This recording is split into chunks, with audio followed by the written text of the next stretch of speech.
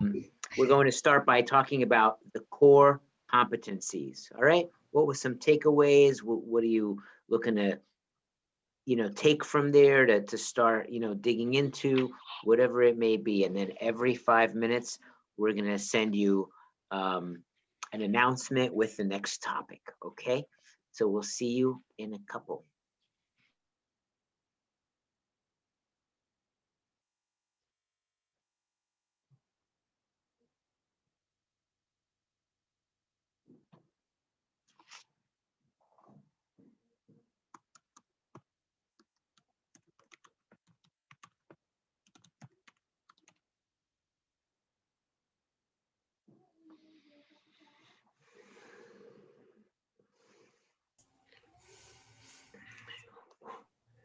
Dude.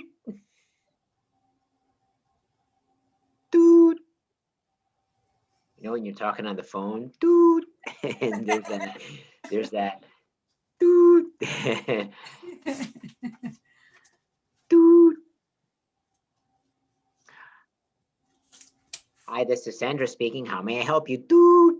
That was my mother's name. Oh, wow. But her friends and family called her Sunny. Ah. Her nickname was Sunny. I think my great grandmother gave her that nickname. I had a crush on a girl named Sunny. Long time ago. Long time ago? Yeah. Long time ago. I think my great grandmother used to call her Sunny Girl. I sent all y'all that's the core competency thing, and you open up, you go there, you will see everything on there. I sent it to you too, Marion. Thank you. I sent it to Angela. I sent it to Julia as well. They don't get that?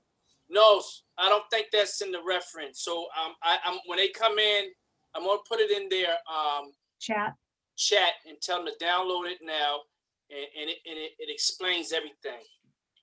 It's a beautiful layout. It's a beautiful layout. Oh, that's what I want to do.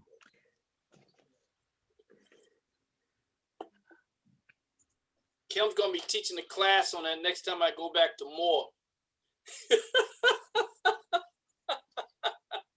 You're going to be teaching a class on it? No, Kim. Oh, Kim. Kim, let me tell you what Kim does. Kim takes material, breaks it down, formulates it, and then gives it to the recovery coaches. Wow. Yep. That's a lot of work. Yeah.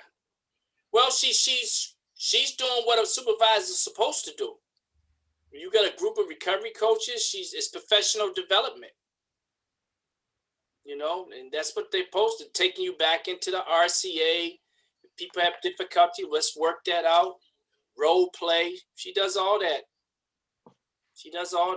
Oh, yeah, Mark, this is one of the handouts that was sent to the participants. Yeah, I thought so. It is. I thought yeah. so. Oh, so I'm glad I didn't blast them with it. We can refer to it.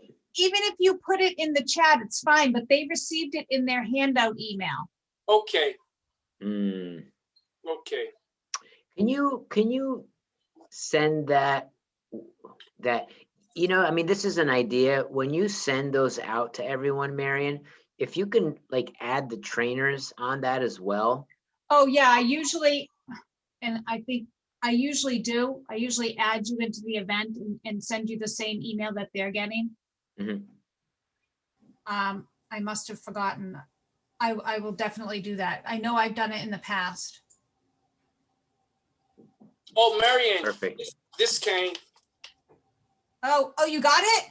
That's what it is. I didn't even open it. It is. Okay. That is it. We'll open it.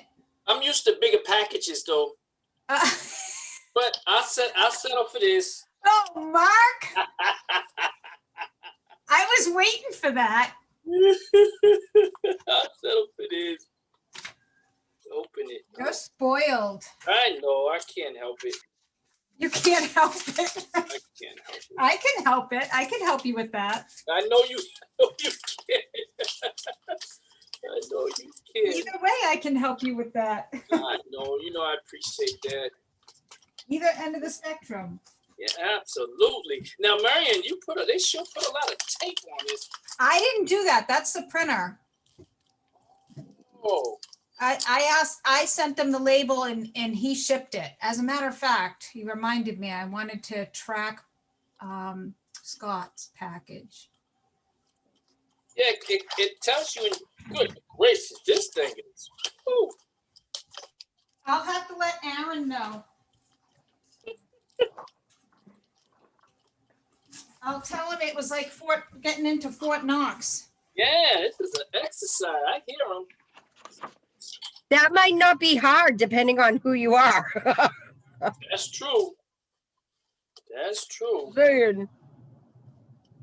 Okay, these are beautiful, everybody. These are my books. Is that, what is that?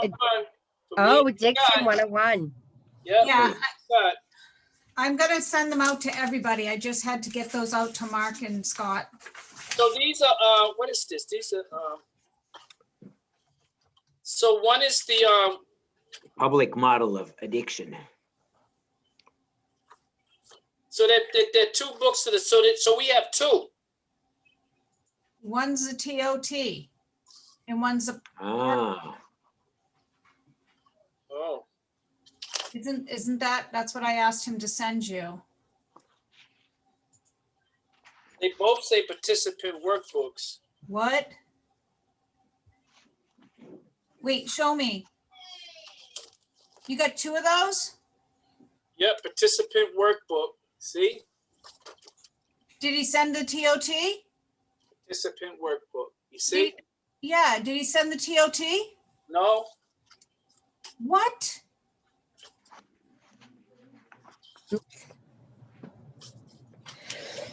No, that's not it. Yeah, these both, and you know what he could have did? Send Scott both of the TOTs. I hope not. Well, I'm trying to Well, track Scott. if that happened, I can arrange to meet Scott and give him one. I'll find out. That could have happened. Mistakes happen. I'll find out. I ask Scott if it is. I just arrange to meet Scott. Well, I'm looking at the tracking history on his package. It says it's supposed to be delivered by the end of today to him. Okay, I'll talk with him. I'll talk with him later man. on today. Don't worry about it. That happens. I just meet Scott. I make a fair exchange. Well, I sure hope he I sure hope he sent. I just make sure it's not in a package. Black guy pulls up to white guy on door dab, hands him a package. Boop, boop. Fine. I'm just saying.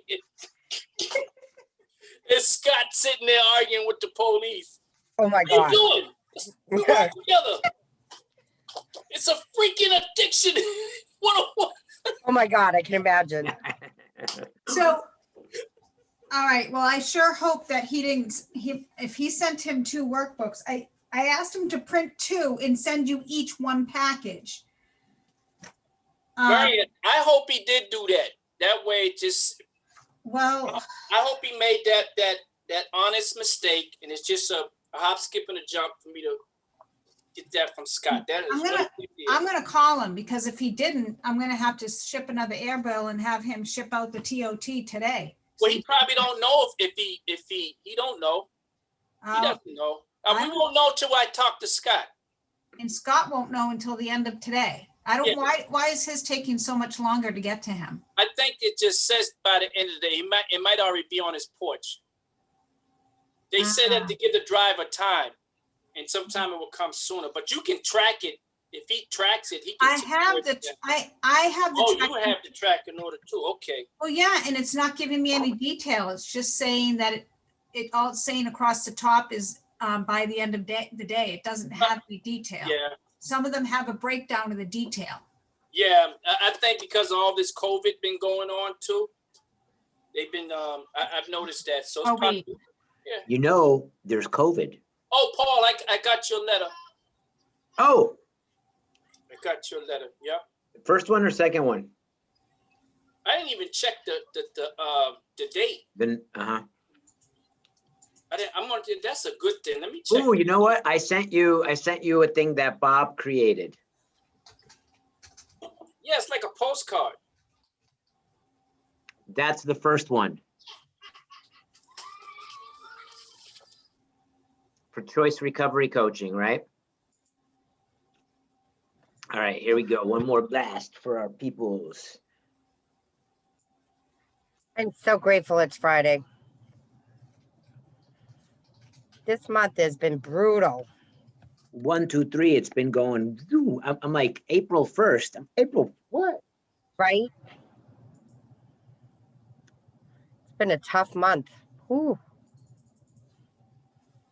Oh, okay. It's the new one then. Cool.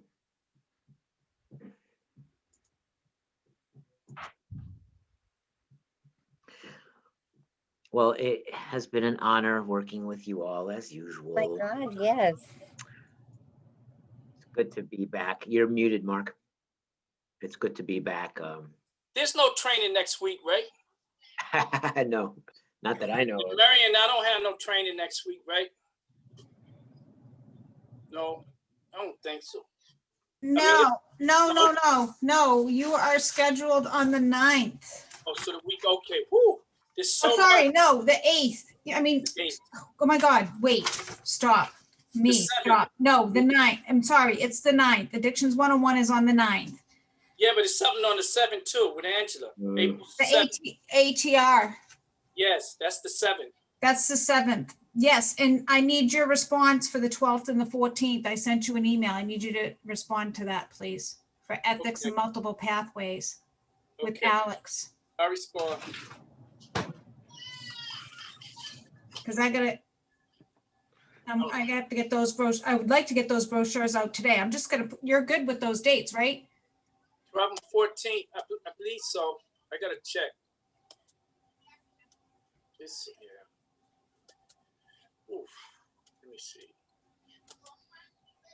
Marion.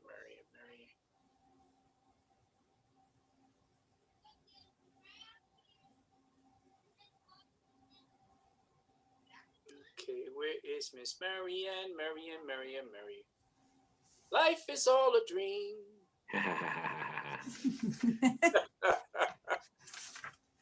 Mariam. Life is all a dream.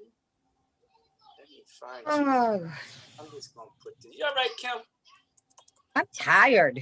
I I know. still got an interview at 3:30. Oh gosh. Oof. Go, Miss Kim. Okay, I Yep. see ethics. Did I have ethics for RC? Let me reply to you.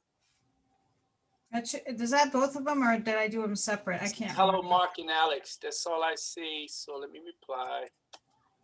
And I just say got it. Thank you. You're welcome. Now I can move forward. So I have a question. I'm getting Shauna's emails for the next 2 months. I have been Mm-hmm. on top of mine. And I got the invites from AgCare for the upcoming trainings, but I'm not getting them personally. And when Shauna's email goes away, I don't know what's going on, Miriam, with that. Because I send them out to my team and people that might need it, I know. No, you are on the list. Yeah. I don't know. You might have to talk to your IT department. I'll take a look again.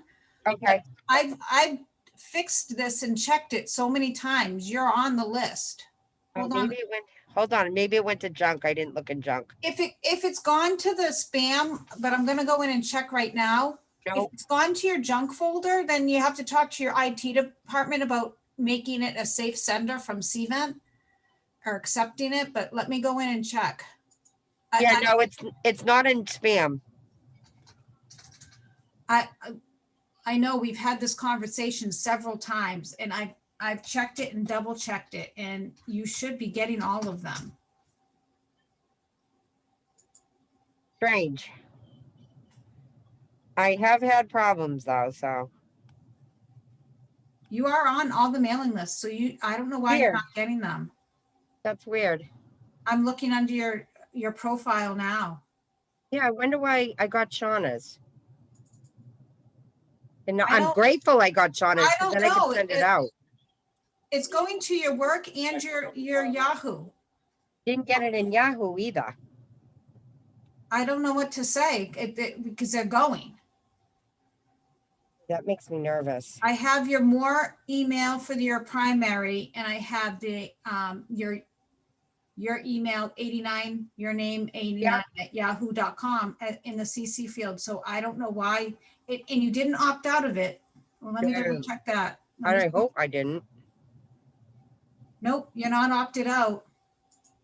All right, 15 seconds. They coming back. Huh.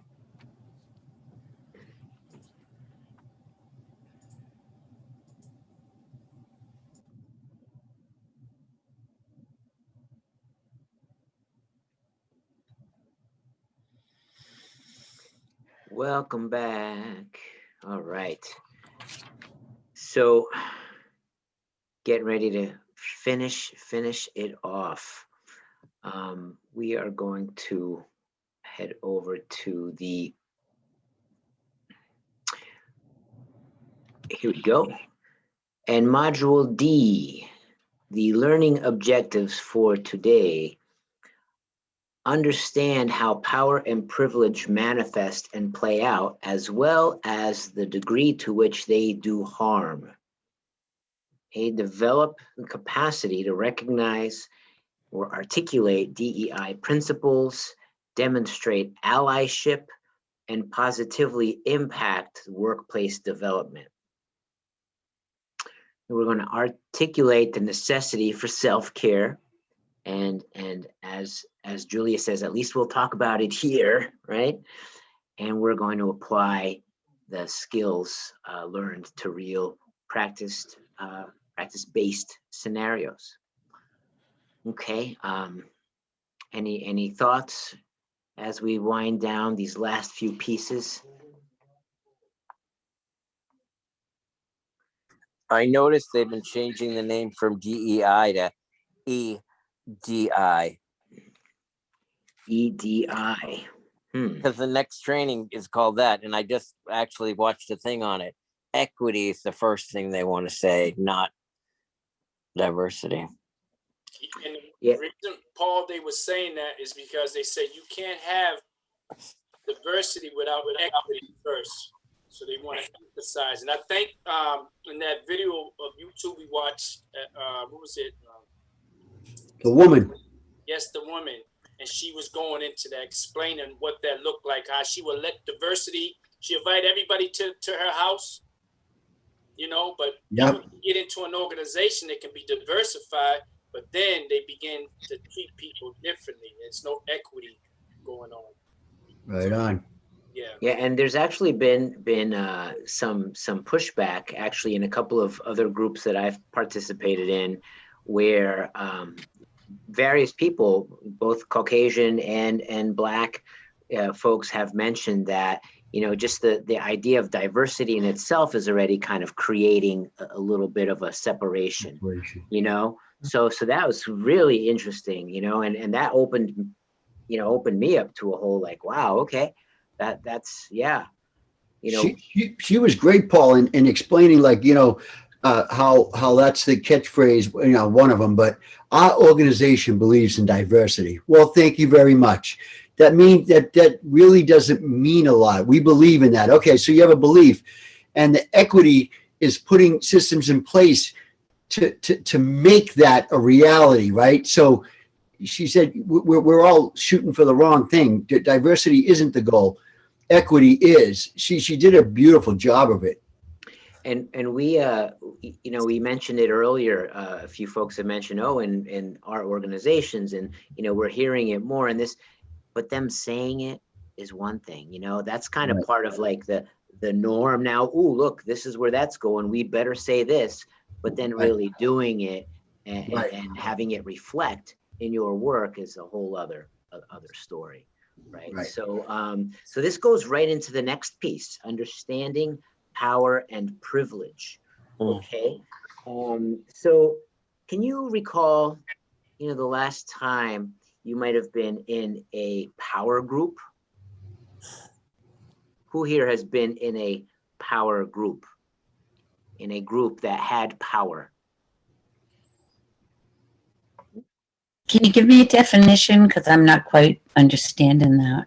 Where you had power over somebody else. Oh, okay. Thank you. right? If we remember day 4 of Recovery Coach Academy, we did the power shuffle, right? That power walk, right? How about in a non-power group? Has everyone here had the experience of being in a non-power group? Okay. So, go ahead and type in your chat, and let's hear from 2 or 3 folks. How did these distinctions make you feel? What was that like?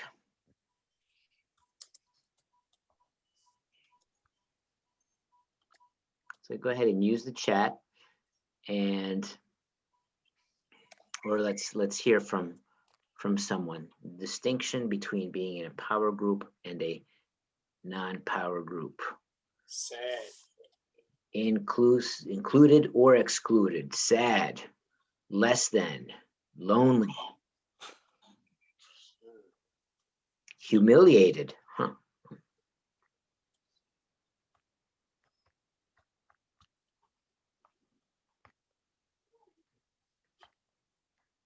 Vulnerable. Overlooked. Unimportant. No control. No control. Somebody else was doing all of that.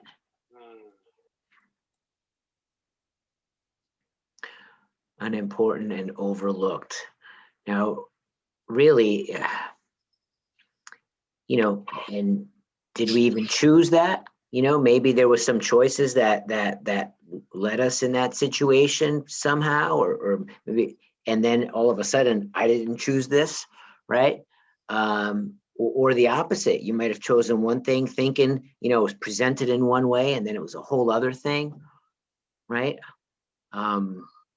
So there's a lot of different pieces. I mean, do you all recall, maybe Recovery Coach Academy was a few years, might have been a couple of years ago, for 5 years ago for some of us. So, hey, maybe you could retake it. That, yeah, always a good piece to refresh, right? And put us back in that seat. So here with this module, we're going to get an opportunity to take a look at and unpack this a little bit and see how it affects, this recovery-oriented system of care that we're working so hard on building, right? Let's look at page 61 in our workbooks. So there's some definitions here: power, institutional power, privilege, and oppression. Now, I know that you all, went through this, past few days or week or whatnot, since you've had. Did we go over the learning objective and Module D? We did. We did. My mind. Thank you, Eddie. And they're over in the beginning of your book, actually, as well. If you want to refer Okay. back, I believe it's page 8. Yes. All right. Sorry. So no, it's okay. So page 61. Let's hear from a few folks, and feel free to put it in the chat as well. But let's hear orally from what would be your own definition of power. Your own definition, not Merriam-Webster's definition, but yours. Who would like to? DJ. Well, I can't really define power, but I can say like a situation. I mean, being powerful can be good if you use it in the right way. But when you use power with an agenda and egotistical outlook and a better than I am, better than you attitude, I think that a powerful person can be great. A powerful person can really be the worst person you ever had as a boss. So interesting, because you're making me think of a hammer. Well, they have the same tools and responsibility, and one chooses to be fair, and one chooses it to make himself look good or herself. Right. One of them can build, and the other one can tear down. Right. And here we Good. have the upper hand, having the upper hand, having influence over another, that it only benefits, you, right? Having control. I like that. Thank you, Carmen. Like Spider-Man, with power comes great responsibility. Yes. Yes. A true citizen of Gotham, right? So who else? Power. What would be, let's hear from another person. I know I've been in the situation where it says the ability of institutional power is the ability of official authority to decide what is best for others. What is best for others? You know something? We're going to section this guy. He's been in here 3 times this week. We're going to section 35 him. We're going to pull him up. As soon as he gets in, we're going to call the cops and put him in the hoosegow. So having that power, and in the drug courts, it's really pervasive.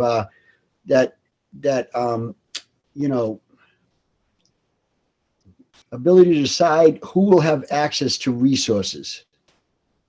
If you complete A, B, and C of the IOP, you know what I mean, then you'll be off probation. You will, they're not going to be hanging jail over your head. So there's always a carrot, that's what jumped out to me. Institutional power, where Institutional power. Yeah. So what is that? Let's get another example. Institutional power. Nobody works with the police or with jail. I did, but not now. Autumn? I have worked with the police. Go ahead. No, it's just going to say I have worked with the police, and it definitely goes under privilege. It's just, I believe, their mindset. The drug court program that we work with as recovery coaches, they often, the courts have the ultimate say, but they often do flash incarcerations as punishment. And they decide that, they decide that a weekend in jail is a good enough motivation not to do whatever it was again. Institutional power too, I was in some institutions in Florida, and if you didn't do this, then you didn't get your smoke break, or you didn't do this, then you didn't get your visit per se. And so that's abuse of institutional power, obviously. But that was one of the things they did. I often see it in halfway houses. You didn't go to groups, so the staff put in your note that you are not allowed to go on pass this weekend. So that's a power situation. Those are just examples I can think of off the top of my head. Yeah, and having individuals in certain groups, might just benefit the organization, right? So now if you're not, following, then you have to pay for it, right? And how is that support recovery? Even in the medical model, they use their power to take away your medicine. I'll say it the improper way. If your pee is dirty, which you'd say it's negative, if your pee is positive for illicit drugs, then they'll take away your meds, or they'll make you come in every week instead of every day. So there's a lot of there's a lot of power around the medical model, believe it or not. It sounds to me that like the transactional leadership that it's an eccentric motivation behavior, that if you do something right, you get rewarded, and if you don't do something right, you get punitive, or you're not going to get the goodies. Mm. And this is all, in the spectrum of attitudes. What do we call this? Treating people as Objects. Doesn't it say power corrupts and absolute power corrupts absolutely? Or is that another thing I messed up? Yeah, Treating no, people that's less than. so recipients, right? We're treating people as recipients, right? Oh, we're helping you. We're providing this for you. Oh, you should be grateful, right? We have programs, all these programs in place. Look, it's not our fault you're not making use of them. So treating people as recipients, right? Giving you two choices, but really, one of them isn't really good for you, essentially. How about moving on to privilege? How would you define privilege? That messed me up because I have almost all of them. I thought of another guy that was in the last training, but so white people, able-bodied people, heterosexuals, males, Christians, middle-age, middle class, English speaking. So like I have all the above.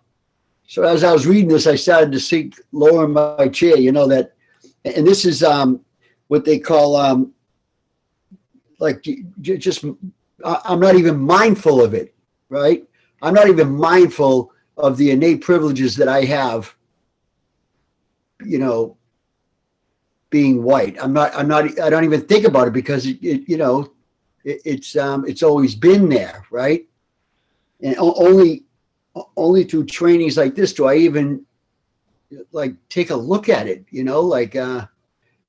I try to advocate for someone that I feel isn't getting their share. That's been my life work, but still, they're still walking it. They're still walking with that, and they're not being received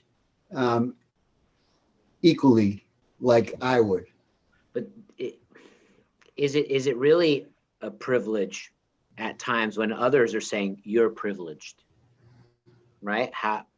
Until you for yourself are looking inward and really stepping back subjectively and all that, when others kind of label you as oh, you're privileged, right? That's really an objective view as well, because who knows what your situation is, right? I haven't really been accused of that, but I'm learning about it. There's just this it's what's the word I'm looking for, Paul? That you get privilege, but you're not even. Anyone else thoughts on this? As until you'll remember that, Jack. Yeah. Oh, Julia. Yeah.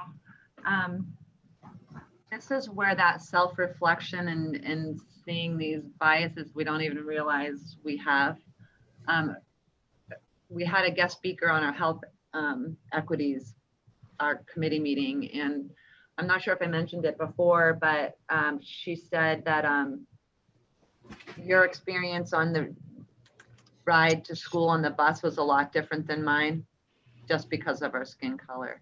Right. And then, and I've had a personal experience where someone had fallen on the sidewalk, like on the Common in Leominster, and I stopped.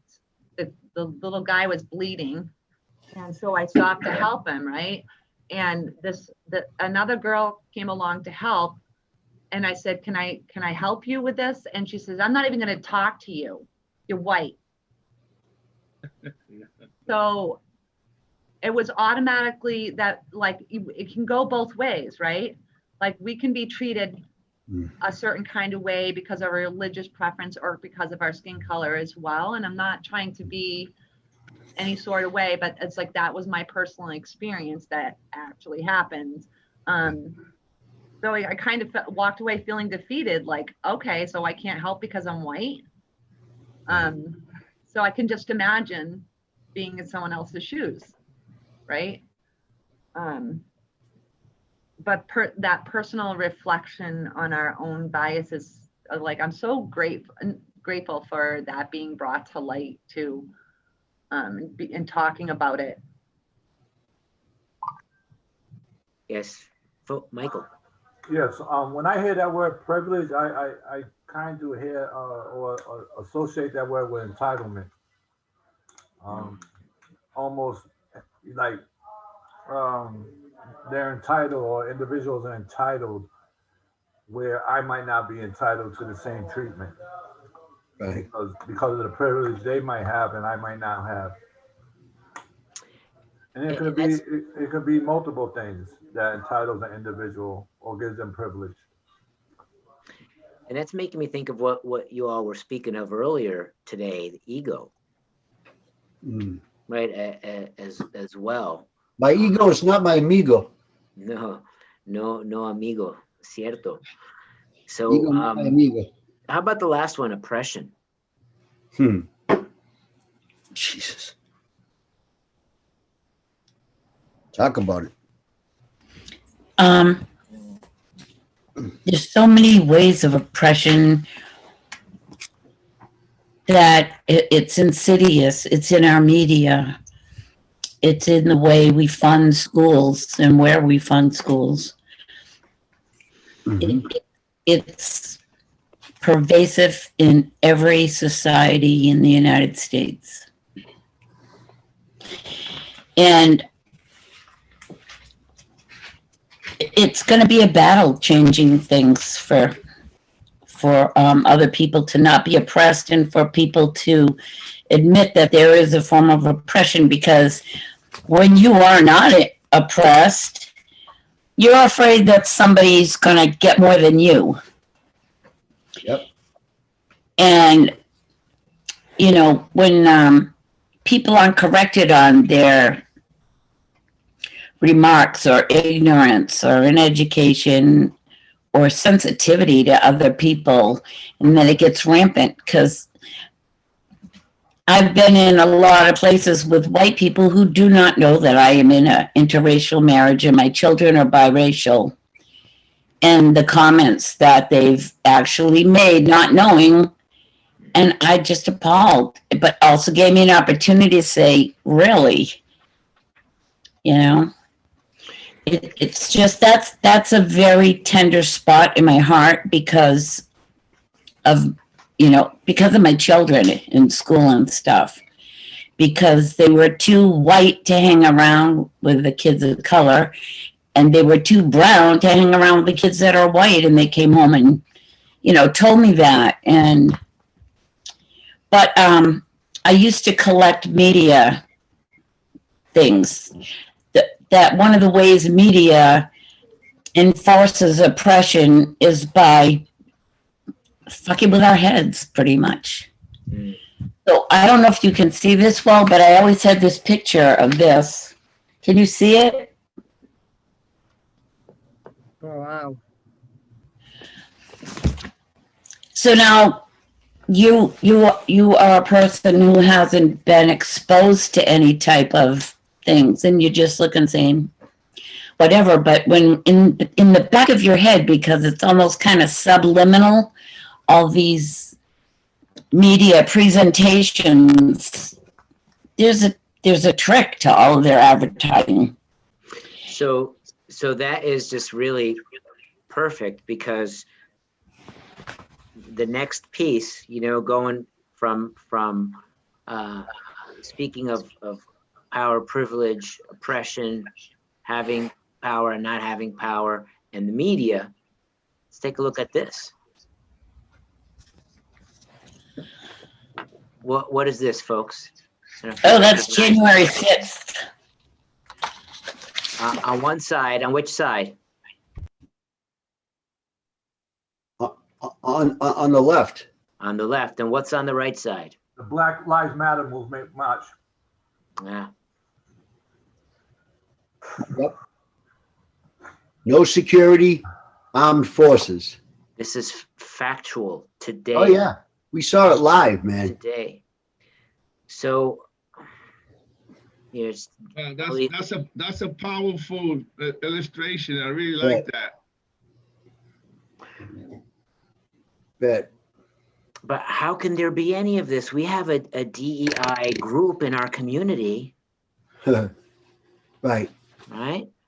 Well, I think, you know, when I think, I try not to think of it in grand terms because I get overwhelmed at the enormity of the problem. What I try to do, you know, is when my, you know, when someone goes to tell an off-color joke, I said, brother, please, man, don't do that. I don't play that.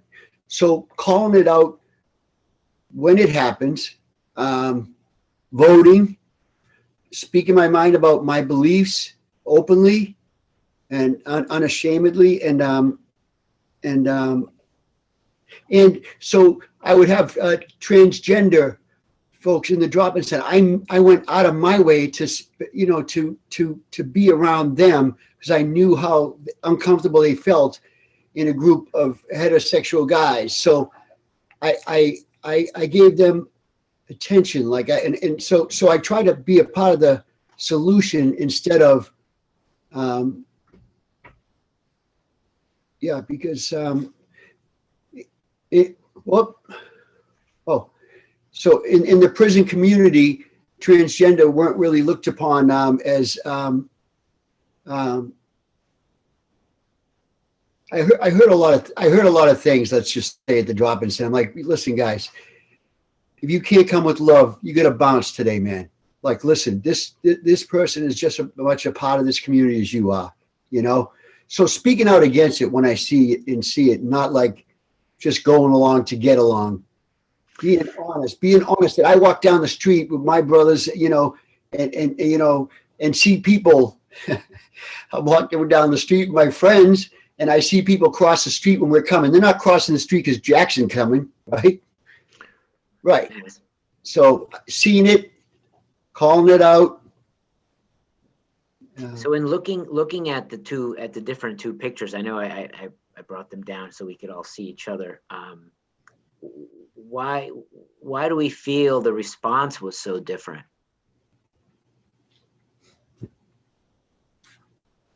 Of the name of the movement. Yeah. Black Lives Matter. Was White Lives Matter, there would have been no security. We already seen that. The name. So the name alone. The color of the skin. What else might be coming up? Talk about privilege. Okay. Privilege. These dudes are climbing over the wall, going in, looking to get the vice president, walking in with poles. If that had been like, you know, 300 Puerto Ricans, they'd be open firing, man. Yeah. So you want to talk about privilege and the balls that they don't even think that they were going to be messed with because they're friends with the cops that work at the state house, you know what I mean? So it's systemic. So, yeah, systemic racism. That's Yeah. what I was. Go ahead, Eddie. I was going to try, I think Jack already said it's systemic racism. It's already built in within the system of, you know, in the fabric of this nation, you know, it's always been there.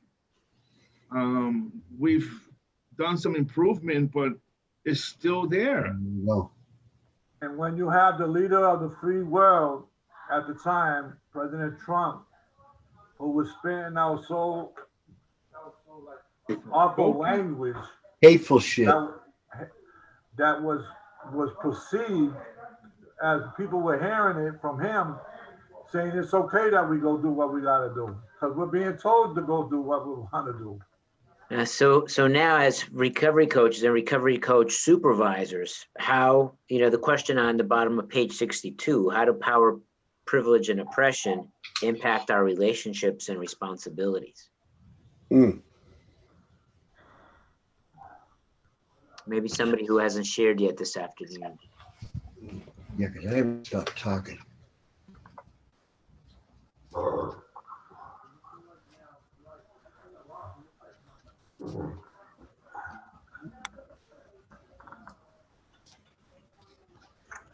Carmen, go ahead. I believe when this is experienced, it's hard for somebody to build that trust. Difficult to build trust.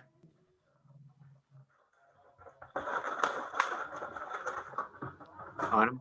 I think sometimes for people, it's easier to pretend that it doesn't happen. So just the awareness that it does happen, and like the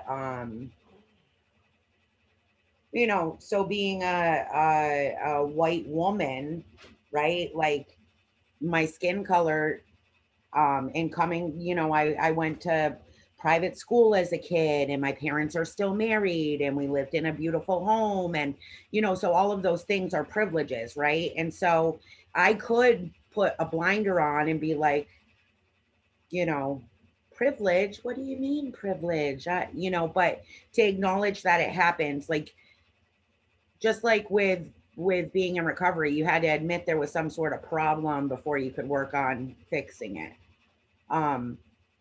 And so the other thing too is, so awareness of the problem and like that it happens around us, and going into that vulnerable spot too, and knowing like I have a lot to learn about this stuff. You know what I mean? Like I'm not an expert on this, and like having the willingness to learn about, you know, where other people come from, and what they're up against, and like it's not going to be the same between me and someone else, and like just having that willingness, I guess, to see things from a different perspective.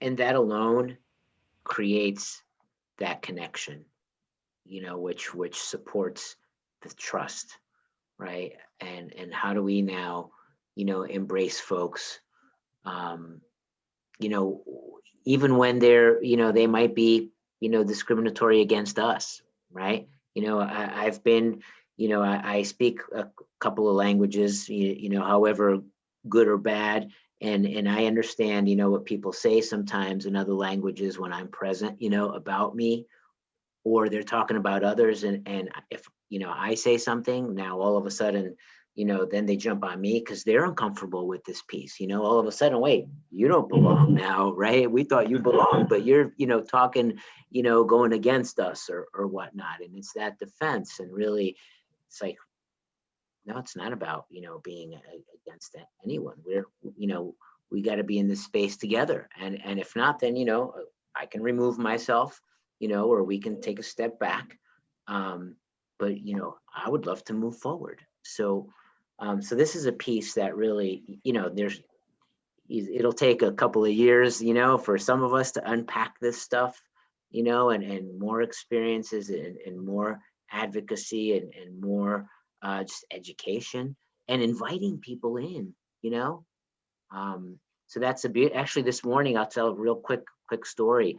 Oprah Winfrey, as she came across my feed this morning, I listened to one of her podcasts, and she was telling the story about when she first got her show in Chicago, and all the news people were like, oh, whoever was in Chicago, Maury Povich or one of those other folks, you know, talk show people, oh, you're going to get, you know, destroyed and this and that. And she said there was 0 people in the audience. So she sent her staff, and it was winter in Chicago. It was freezing, and she sent her staff outside. Hey, just get people in here. It doesn't matter who it is. Just invite people in from the cold. And she said there were people without homes. There were anyone walking down the street.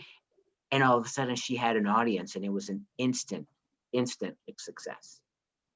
You know, the ratings on day 1 were bigger than, you know, and then she even said herself, you know, who is this big girl on the TV or whatnot, you know, and it was Oprah. And just that thinking of like, wow, talk about equity, inclusion, everyone come on in, you know, we got some hot coffee and some cookies or whatever it was, right? You know, you get to come into the TV show today, right? So so yeah, and let people into your show, you know, and who you gonna have on your show. So and with that, let's continue developing the workplace, and Kim is going to take us into some exercises, you know, to support us in doing that. Thank you. Oh, That's that's good. Mark. That's all right. Oh, That's Mr. right. Mark. Oh. Listen, that's all right. Perfect segue talking about power and privilege. What about the power that we have as recovery coach supervisors, and the privilege that we have been given to oversee or overlook other people's lives? So I want to extrapolate from that beautiful conversation everyone just had and look at the positions and the power that we have. Because sometimes we forget and we can be placed in a seat of authority and think that I am the authority. So I love what William White said. William White said that he's a student. And the prerequisite of being a student is humility. And if we always are humble, willing to study and remain in that mindset and willing to give away what we get, then the power we have and the privilege we have, we will never abuse it, and we will understand our position to help somebody else. So what we want to do now is, from that perspective, understanding that we all have power and privilege from a recovery coach supervisor's position. And how can we use our power and privilege in the workplace to develop an environment in which people can be able to have some form of equity? So on page 63 of your workbook, oh, thank you, Mr. Paul. Autumn, do you mind reading that? I appreciate it. Yes, actually, I do mind. No, I love your humor. all right, workplace development partner exercise. Yes. Protecting and perpetuating a power imbalance is by nature static and oppressive. Perceiving and promoting a power balance is fundamentally dynamic. How do we elevate awareness about and prioritize a potential change to a power imbalance within our workplaces? That's what we want to focus on. So now I'm going to give you some instructions because we're about to do a little exercise. Scroll down some, Mr. Paul. Right there. So we're going to go in breakouts and we're going to be in dyads, be in pairs too. And what I want you to do is to apply what you've learned about systems thinking. Everyone broke that down beautiful. And leadership. Everyone chose what type of leader they want to be. As well as what we've discussed about power and privilege to identify opportunities for building equity in our workplaces. So when we turn to page 64, I want everyone to make sure that they give their partner a chance to speak. And you will state a power imbalance at your workplace. Your partner tells their place of imbalance. Then I want you to let them know who's harmed by this and how. And then your partner does the same thing and they share. You write that down. Actually, this was supposed to have been done. Hopefully some the people did it. And then obstacles to change. Obstacles that you want to change. We're change agents. And then opportunities to make an impact. What opportunities are presented for you to make an impact? Then when we scroll down the bottom of page 64, we see that it says top 3 resources or pieces of information or tools that could help. Write 3 resources of information or tools that could help in you making this change in the workplace. Then if there's any additional support for changing this imbalance at your workplace, where might it come from? So that's the instructions. And on 64 is what you're going to be working with. So we're going to give you about 15 minutes to go in your breakout rooms. And we're going to put you in pairs. So that's 5. We create them. 15 minutes. There we go. We'll send you out. If Jack moves, then we'll have to put him in. We got it, Mr. Mark. Okay. There we go.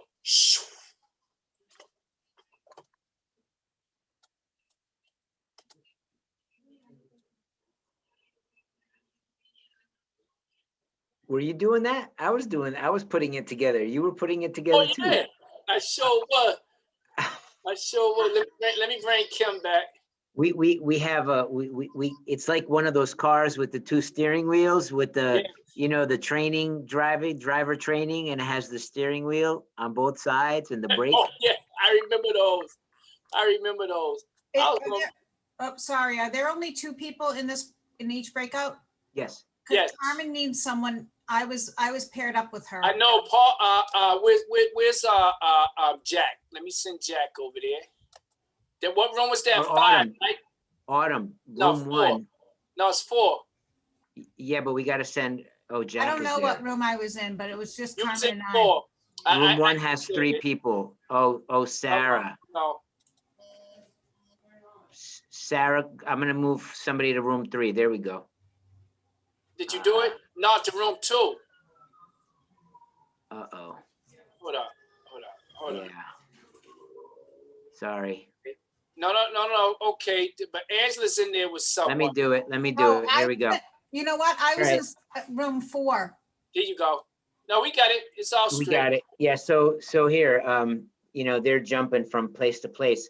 So let me do the rooms, because I had it set up, Mark, with people, With because I pants- knew that. No, what happened? What happened when Jack gets out of his seat, right?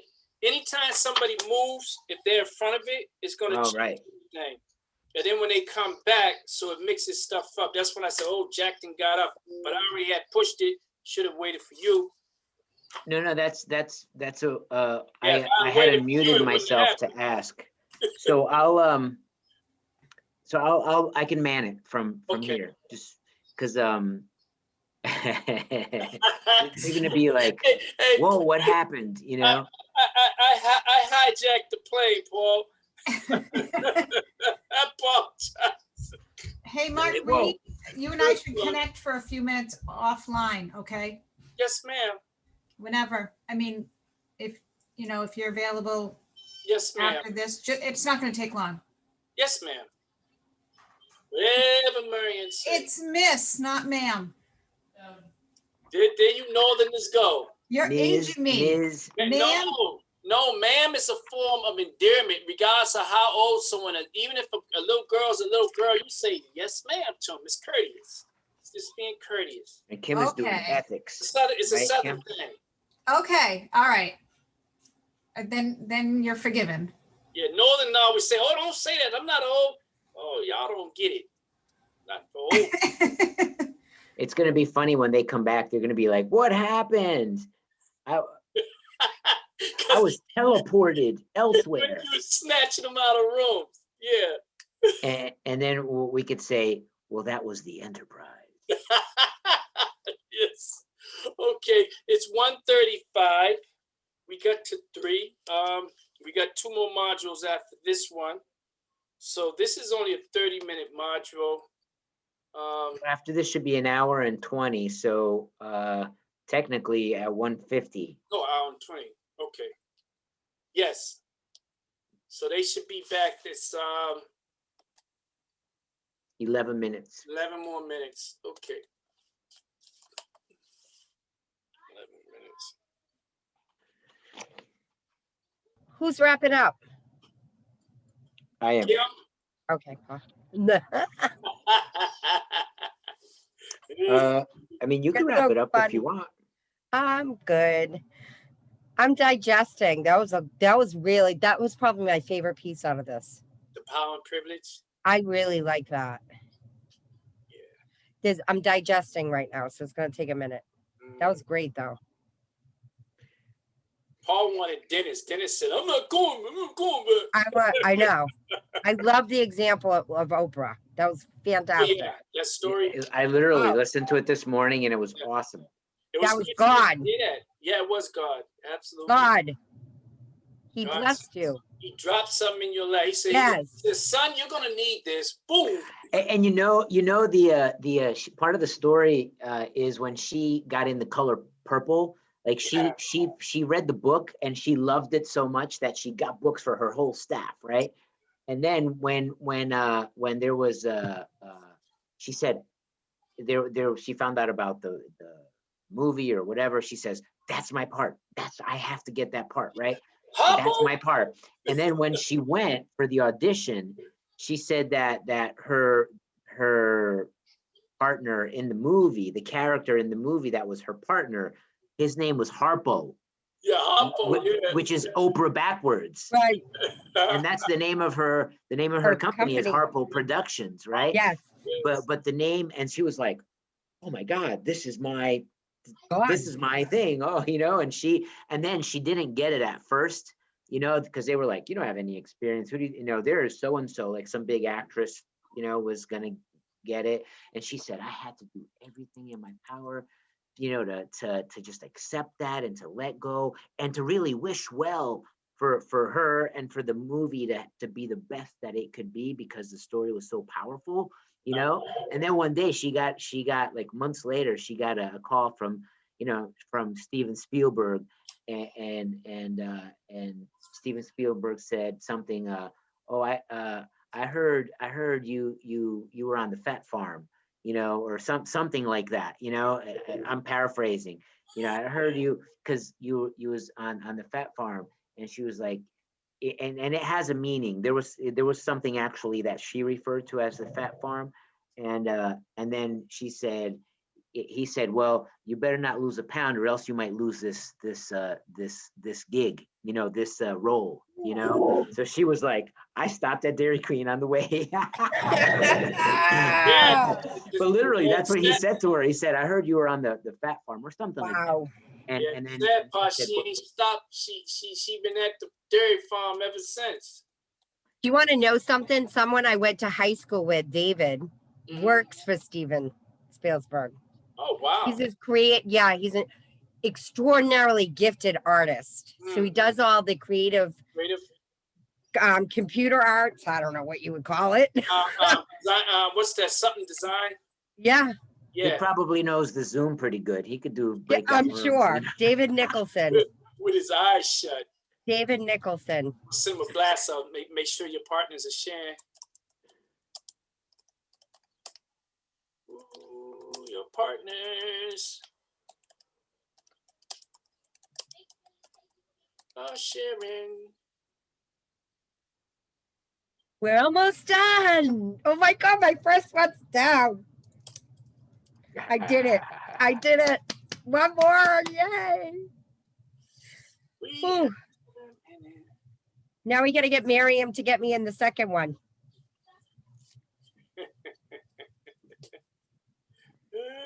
I typed up a whole bunch of notes at lunch. Like I get step by step.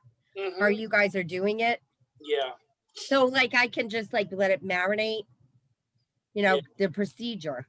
Yeah, because sometimes we do it this way, but then like next time I know if I do it, I'm gonna do it a little different. Every time every training, you may change certain things a little, because all depends who's in the room, who may stimulate, who may say something. Right. But you do have all of them, like the notes you had, those are good. Right. I think it's just a step by step. Of course, things are gonna get moved, but like the opening, the huddles and mingles, those sorts of things. I want to really know how the organizational structure goes. Absolutely. Yeah. You don't pay attention when you're not, when you're just taking the training. No. Right?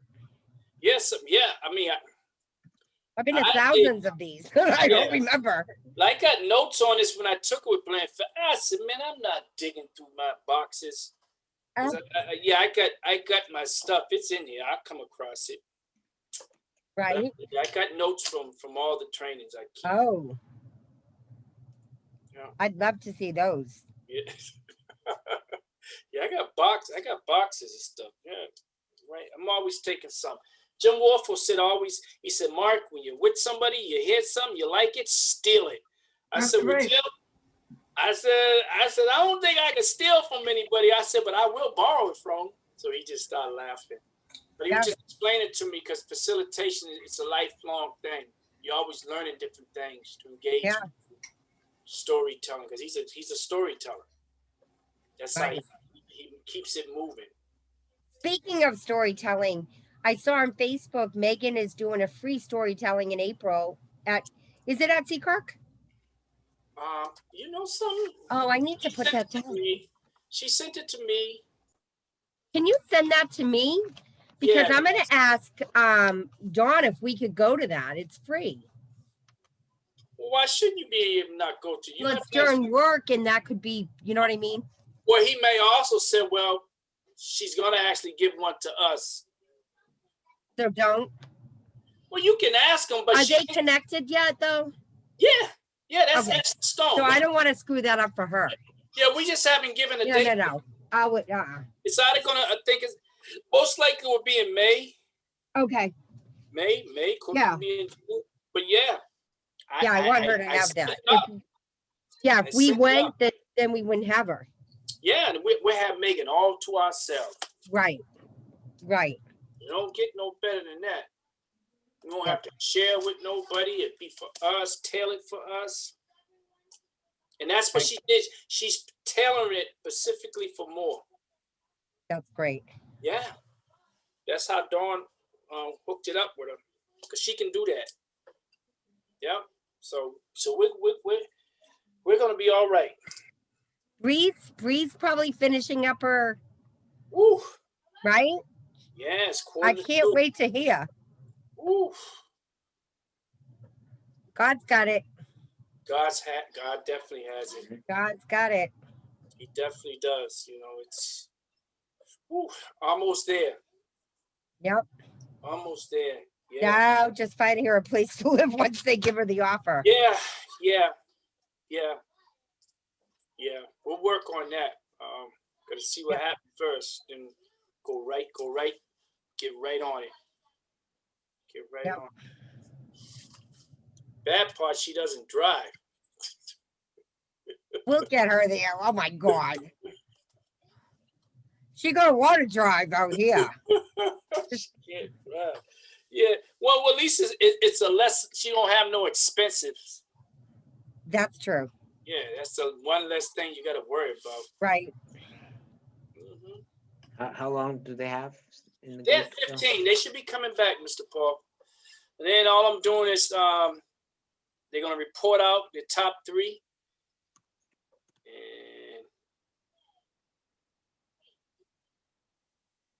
Ask for, identify the same.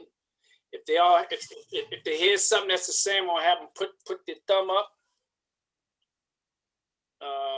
And to continue to report out additional as time allows.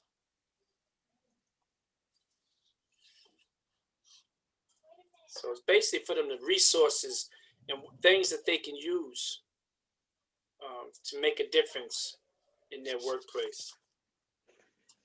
How to change the power, balance it. Who's got the power? They got the power. Who's got the power? I wish I had that voice. Woo, she had a powerful voice. And they made her sing in the back, and they had another woman lip singing. Really? Yeah, because of her size. That's music industry. Yeah. Yeah.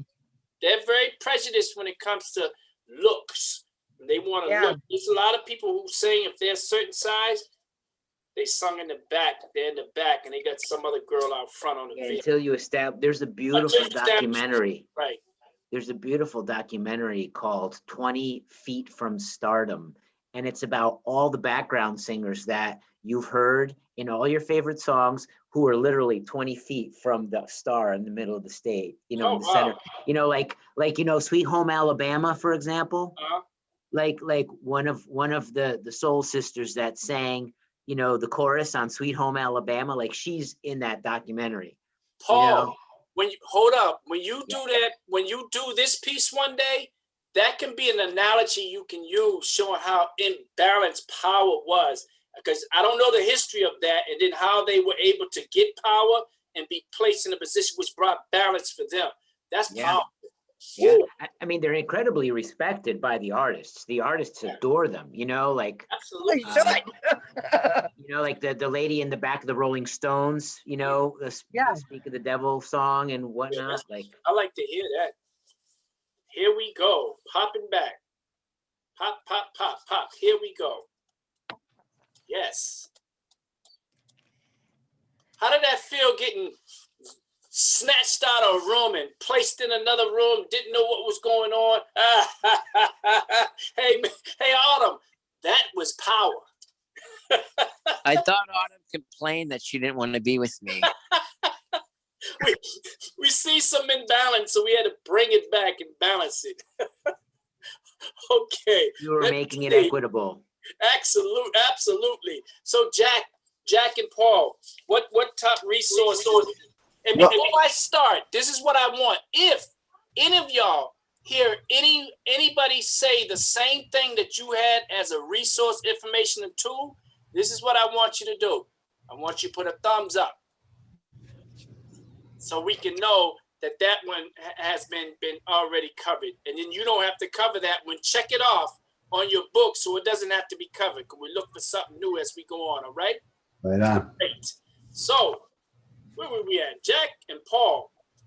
No, I was with Carmen. Oh, you was with Carmen? Initially, I was with Sarah. I was in the middle of a sentence and you snatched my behind up. Oh, But- got you. Julia and Paul. Oh, there you go. Yes. What are three resources or pieces of information or tools that could help that you chose?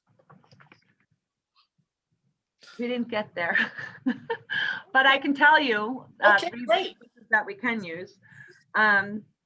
So NADAC has some resources on its site. NADAC? HRIA also has some resources, and the BMCTTA. Beautiful. Great. Look at you, just popped that right out your brain. Just like that. I mean, it's already in there. She's a resource tool for us to use. That's what that means. Paul B. Yes. So for resources? Yeah, I know y'all didn't get there, but maybe you can pop out something. I know. Yeah, no, absolutely. I had the whole COVID-19 resource booklet thing that I use, which lists every, virtual meeting and all of those different things. And we use the resources from the BSAS helpline, which has all kinds of other programs. Am I listing the wrong resources here? Well, And go ahead. and some of the other resources from the what was it called, that course that we took last year from the that was online. It's at the recovery school. They have a whole resource page too on stuff like that. New England School of Addiction. Yeah, School of exactly. Addiction. We was there. Yeah, there are a whole page of resources there on how to work with that. Okay, so they just gave us some resources they will use to bring about change in their workplace. And let me see who else I can come to. Like And the SAMHSA regulations. Those two. SAMHSA regulation. He covered them all.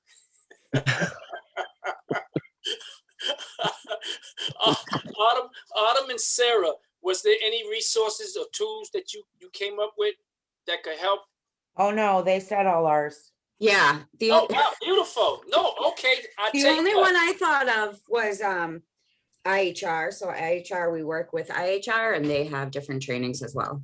Yes, they do. So And webinars and stuff. They have Institute for Health and Recovery. Yep. So I'm going to And ask you I this. believe Google has some good resources. Oh, Autumn.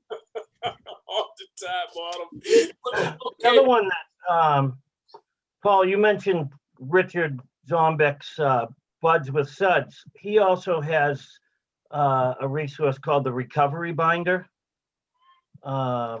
which I is heard of that. all kinds of stuff in that. I've heard of that. Recovery. Excellent resource. Yes, He really works hard on that thing. I've heard of There it. used to be a beautiful, a coming home resource guide that everyone getting out of prison would, but then things changed so fast that it was obsolete by the time another print came out. But yeah. Yeah, there was a good. I knew the gentleman. We have that out here. Yeah. Coming Home Worcester that Business House puts out, updated. Beautiful. Right on. Who puts that out? Business House. Oh, well, since Business- everybody giving resources, Business House. I don't even have to go down that far because Jack already shared his resources. Mike shared his resource. Steve did. So How about Carmen and Eddie and Donna and DJ? I mean, Jack. Carmen, I have the same resources as Jack. that's Jack. Beautiful. DJ.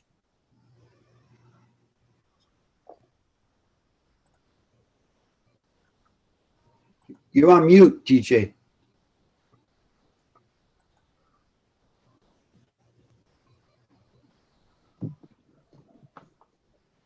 Sorry.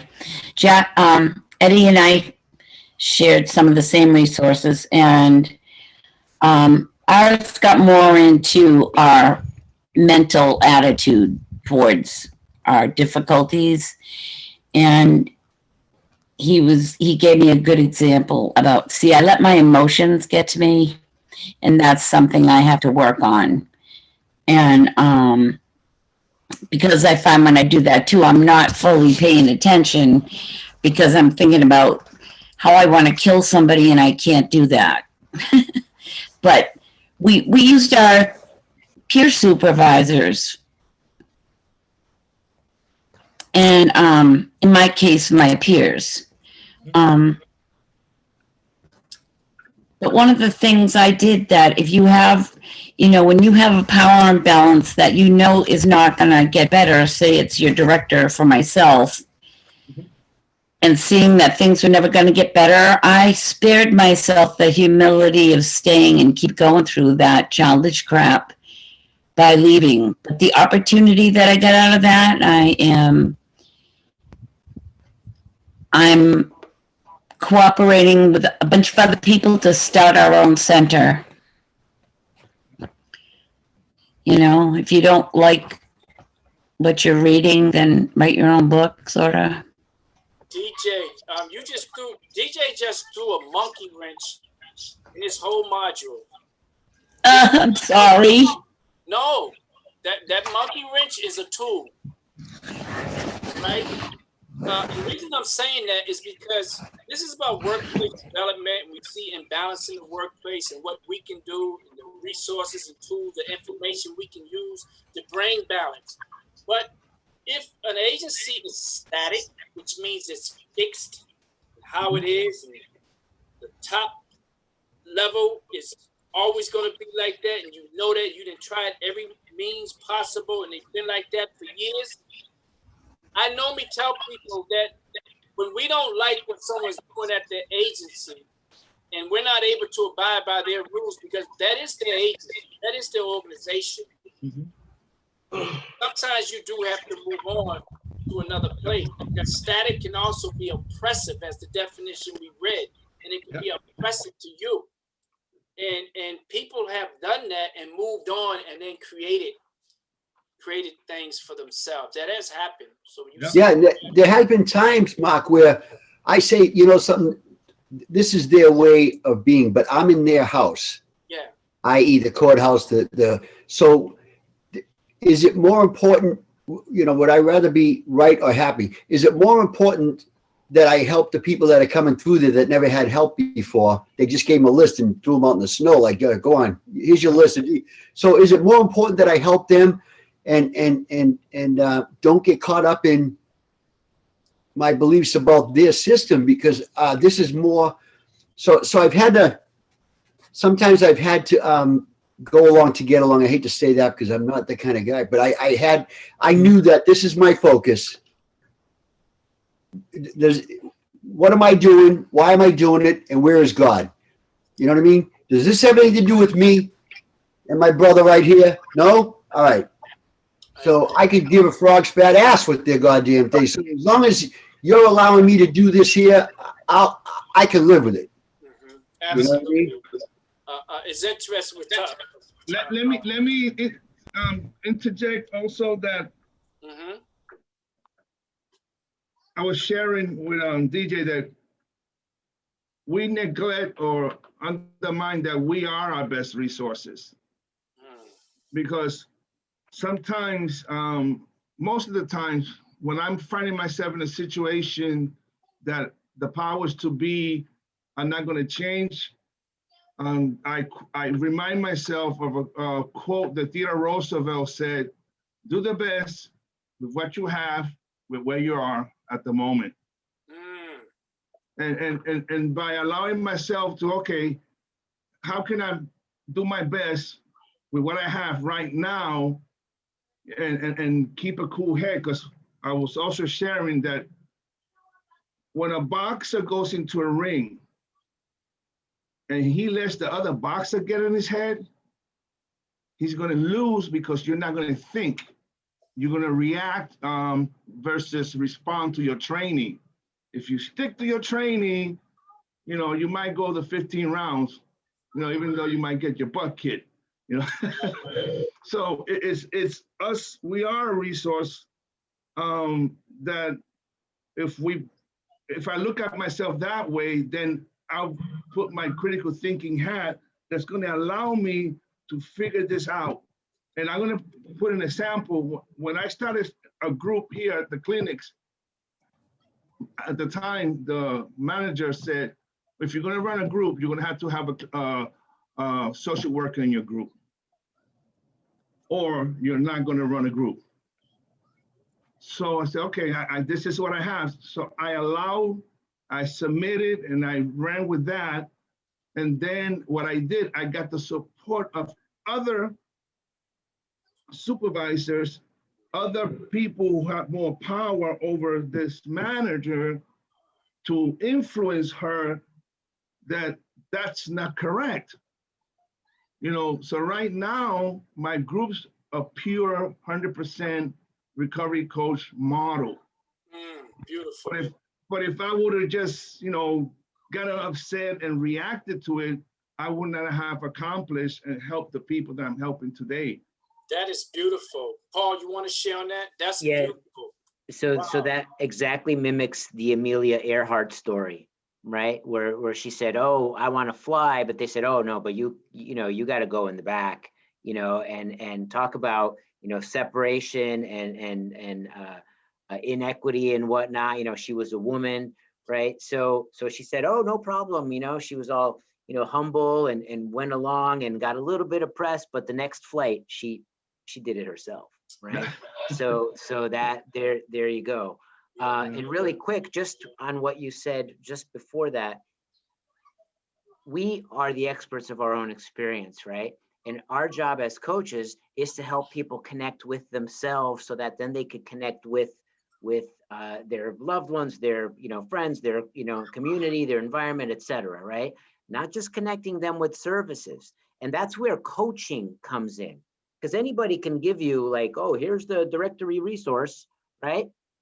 But coaching someone to do it and to find out where's their strength that, you know, that they can take at, that's a whole other story. And that's the coaching part, right? That a lot of times these systems think, oh yes, get them connected with XYZ other, you know, it's always about somebody else getting you something or doing something, right? But we're here, okay, that's all good, but what can you do? You know, what can I support you with what you got? Because sometimes, you know, COVID, half of this stuff doesn't exist anyways, right? So now what happens? That's when, you know, I found a way to go and get high, you know, back, you know, barefoot through the woods in the snow, right? So, you know, people are resilient. So we forget that, like, you know, that's where the coaching comes in and tap into their strengths. Right? Absolutely. And thank you for sharing that, Mr. Paul.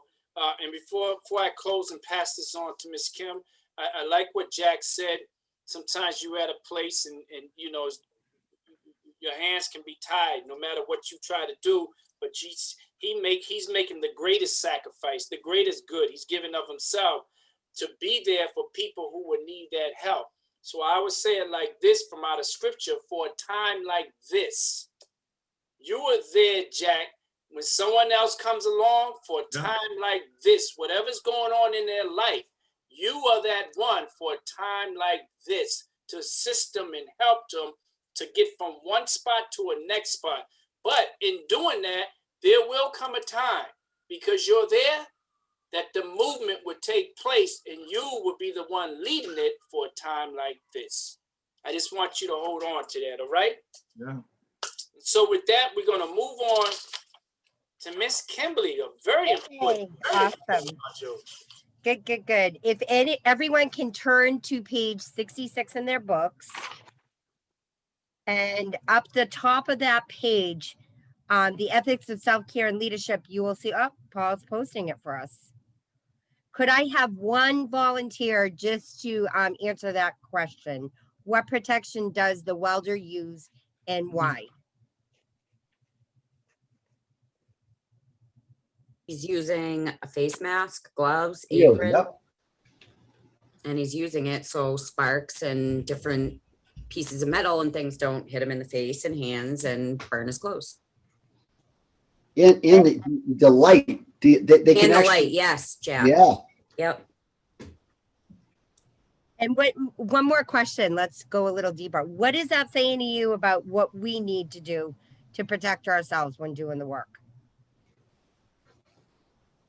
To put on our armor. Put on a shield of discernment, a shield of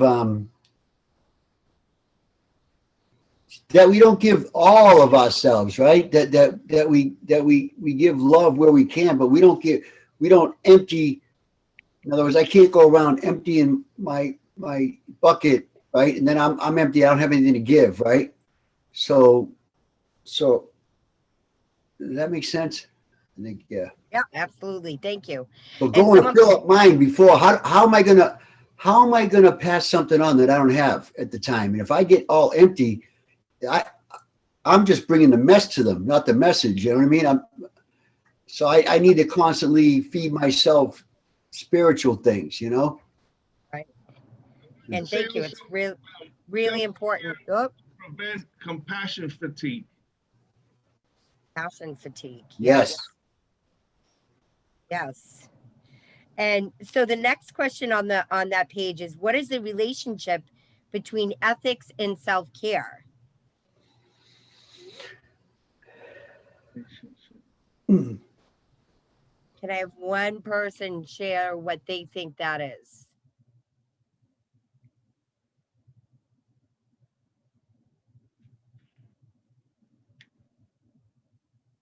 Boundaries.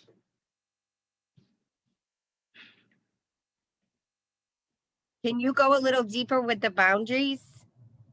Well, So, because ethics is all about boundaries, my boundaries, and also the other person's or boundaries. And self-care is also having boundaries to know when to stop.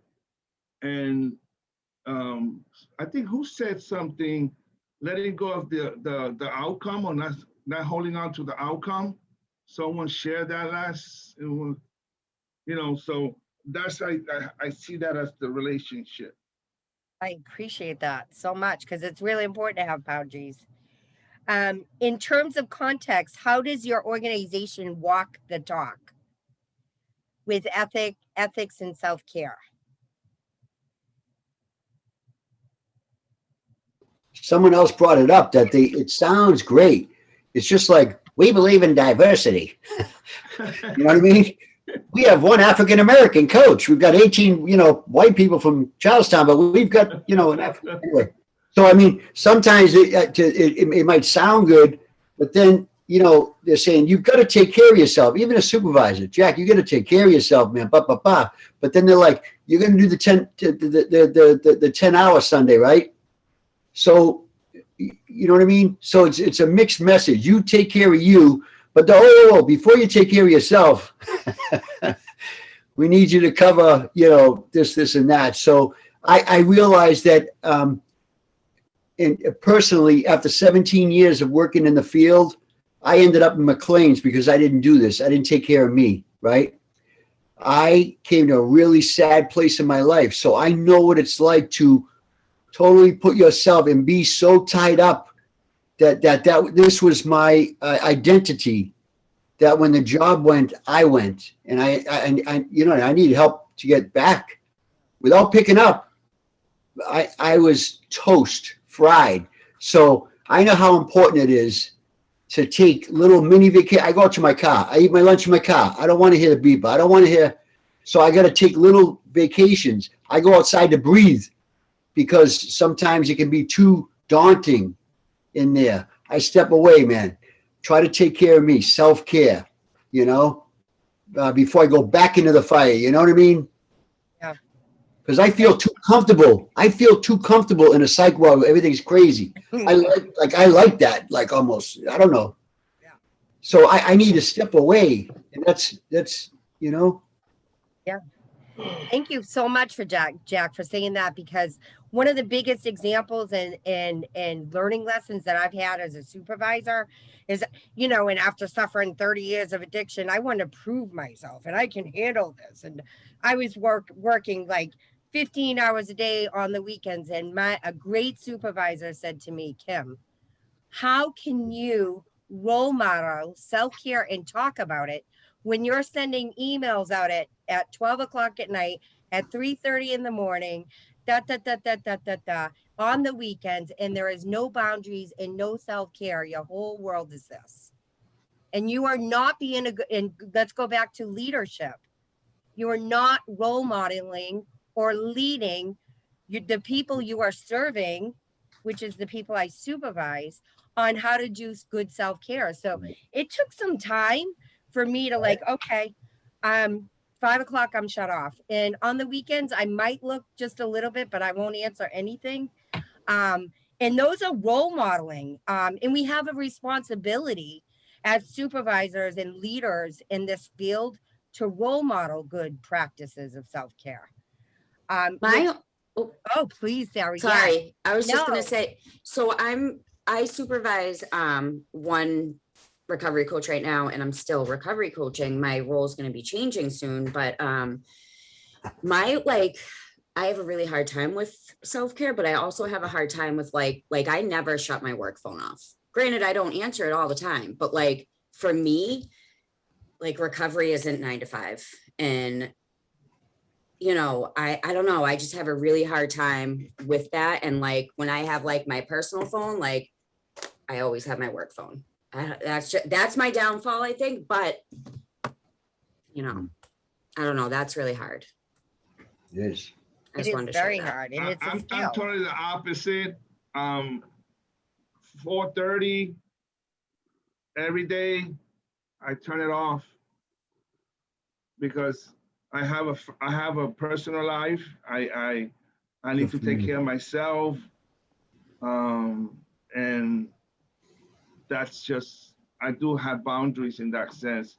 And that's and if I was to leave this on, my wife will remind me, turn that damn thing off.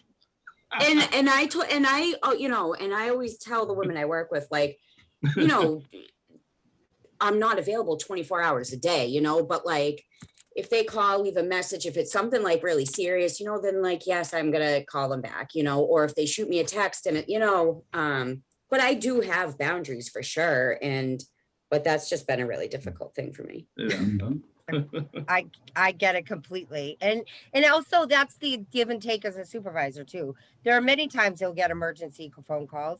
I let it go to voicemail and then I listen to it. And if it is an emergency, I address it.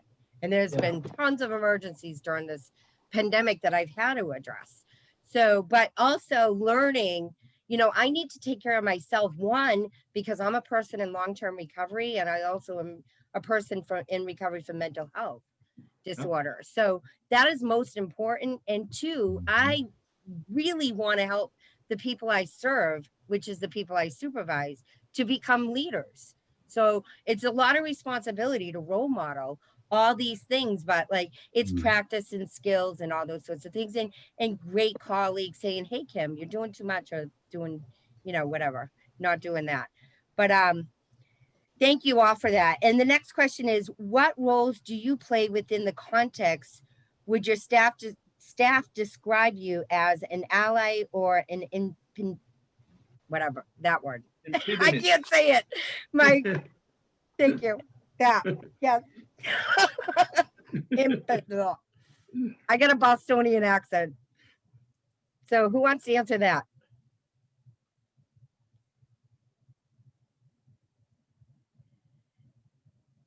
And Mark put in the chat, supportive systems are important too. I'll take a stab at this, Kim. Perfect. Thank you. So we've got a phenomenal group of recovery coaches, supervisors, and our director. And our director is also a social worker in charge of a number of different, in charge of all the social workers in the different PCP offices. And they really keep close tabs on kind of where people are at. And Jack, much like you said, I got myself in a jam late summer, early fall, and I knew I was going down the rabbit hole, but I couldn't stop it. You know, I probably wasn't far from taking a vacation up at the psych unit.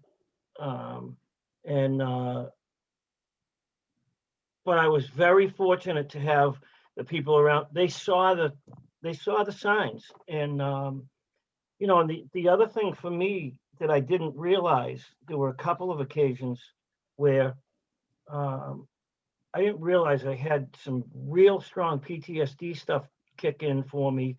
One time when I was asked to go meet with a young woman that had been sexually assaulted, and she was over at the ED, and she really opened up about this. And I thought I had kind of dealt with, I had a sister that was severely raped by some gang members out in Worcester when we were younger. I thought I had kind of dealt with that, therapy, the whole 9 yards. This came back front and center, and I started to really unravel. But because I had, you know, my director, she was able to plug me right in with therapists that could help me walk through this piece of it. And for me, it was, my head was going down the road of old behaviors back when I was drinking. And, you know, I was a member of the Boston gang unit and the Lynn gang unit. And, you know, my head was going, I'm going to go take care of this guy that just hurt this poor girl.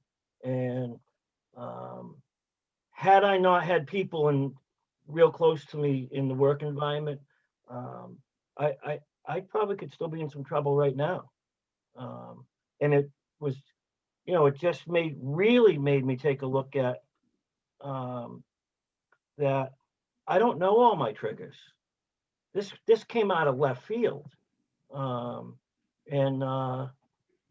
You know, and we have a couple of recovery coaches that are going through some serious medical stuff right now. And it's just amazing how everybody's pulling together, because I've been in other places where it just didn't happen. You know, you were on your own. So from that standpoint, we get it from the recovery coaches helping out the supervisors and vice versa. It's really nice. Thank you, Steve, for sharing in such a vulnerable way. I appreciate that. Powerful. And it very much. Thank you.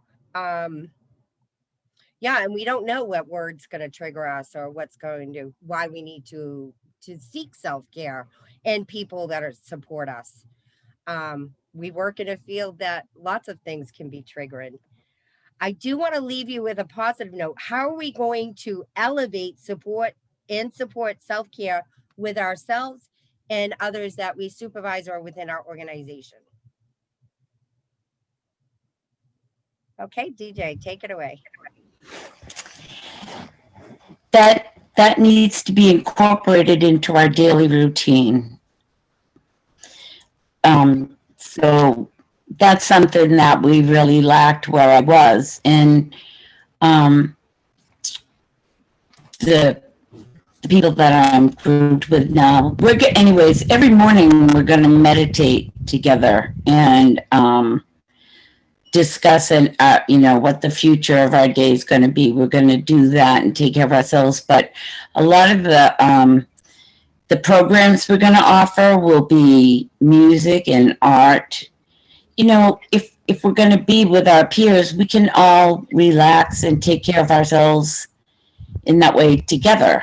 in a fun setting, and then you have to take care of yourself on your personal time.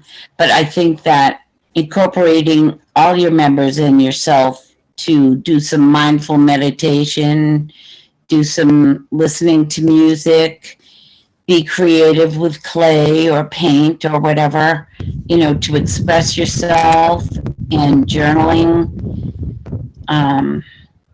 So I think it's, if you incorporate it into your whole plan of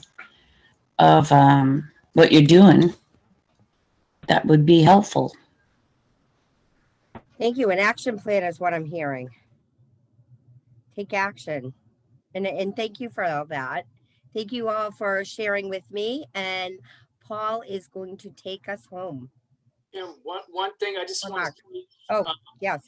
first of all, I'd like to say to Steve, sorry that had to hear that, what happened to your sister. That's the first thing. And I also know Steve shared with us a while back, and words that he used was, you don't know what you don't know. And one of the parts of the three-legged stools is discovering and managing our own stuff. So he was telling us he thought he actually got over something until he was placed in an environment, in the situations and circumstances, and he discovered that there was still some stuff buried inside of him that he hadn't really dealt with, or he thought he did, and it wasn't. So he just taught us something about ourselves, to be aware of things that we may face and we may go through. He actually dealt with what recovery coach is supposed to do: discover and then manage. His management will have to take place after that, but he's aware of it now. That is a part of self-care. That was a perfect example to let you and I know that we don't know what we don't know. We don't know what we don't know. Thank you for sharing that, Steve. Thank you very much. Modeling it for others, which is huge. So we're wrapping it up with a little practice. What did you all think about the DH bids? How about that document from Philadelphia? Right, that resource that talked about onboarding and supervision and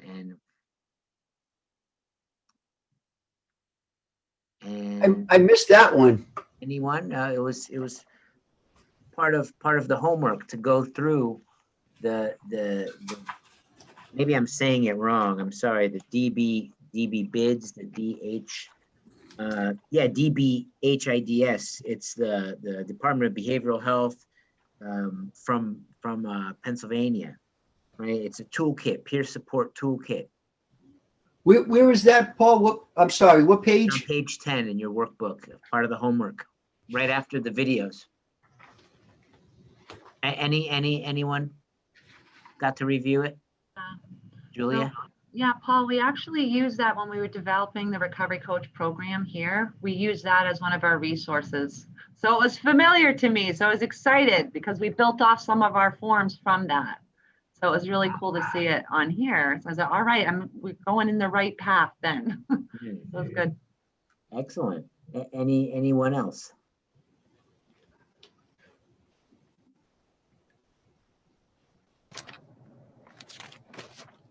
Paul. Yes. Yeah. All I have, okay, so on page 10. It says module D. It says explore. It's number 2. D. Oh, I didn't even see that because I was only looking for the for the www.youtube.com ones. I thought that was all we had. Yeah, really quick, I'm gonna pull it up. It's an incredible resource, and it's incredibly you can download it. It's free, and it's so easy to use. It's just amazing piece of work. I mean, they spent a pretty penny on this thing. Here, I'll put it up on the screen really quick. Here it is. So, you know, it has a word from Dr. Evans, who, you know, we listened to him on at the All Things Recovery training, and it has these modules where, you know, preparing the organizational culture, delivering services, recruiting, and supervision and retention of staff. And check this out, the way it's done, you know, it goes here, you can go directly to, you know, it's just really awesome. And Wow. throughout it, you know, these are all the tools, you know, in it, you know, whether it's, you know, integration, you know, personal development, you know, assessment of, you know, peer and workers, and, you know, it's really, really extensive. So, you know, we definitely encourage you to go through that, because, you know, like Julia was saying, we don't have to recreate the wheel, you know, and I mean, I'm one that I don't like to be influenced by outside stuff too much, you know. So, you know, I'll create things and then, you know, go and look afterwards, you know, and then, you know, so it's good to hear that, you know, this really worked out, Julia, you know, and it showed, you know, it affirms you, you know, brings a lot of affirmation. So, so anyways, you know, there's the link for it, you know, on page 10, in case you didn't get a chance to do that before. So, and how about, Oh, is there anywhere to get like a hard copy of that? That's what I want. I'm somebody, like, I looked at it and it was like 275 pages, and I think they would have frowned upon me printing that all off at work. yeah, that's a good question, you know. You know, you can try to write them and ask, but I think they specifically, this online tool, they, you know, the way that, you know, it goes, you know, it's really easy to user friendly. I don't know, you could ask them, but, you know, I would download it and then, you know, just print out certain pages, you know, or something like that. I You know, just like to if have not, it and hold it, you know. yeah. So going back to, oh, I lost my page here, all the way back to the other side of the book, page 67 and 68, the scenarios. What do we all think of those?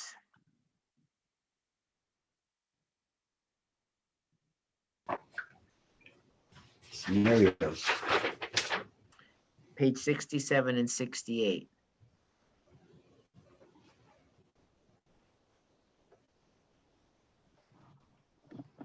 I read this last night, but Ah, all right. Excellent. Well, we're gonna spare you that piece, and we're just gonna get right to it. Okay. So so here we are going to get in breakout rooms, all right, to look at these. So there's 3 scenarios, and we're going to assign them to the 3 groups. Ready? So group 1 is Autumn's group, right? And you'll have scenario 1. Group 2 is Donna Jean's group, and you will have scenario 2. Okay. And group 3 is Julia's group, and you will have scenario 3. Okay. So this is what we are going to do. The directions are going to be on page 69. Okay. So we're going to be in small groups. You'll have a recorder and a reporter.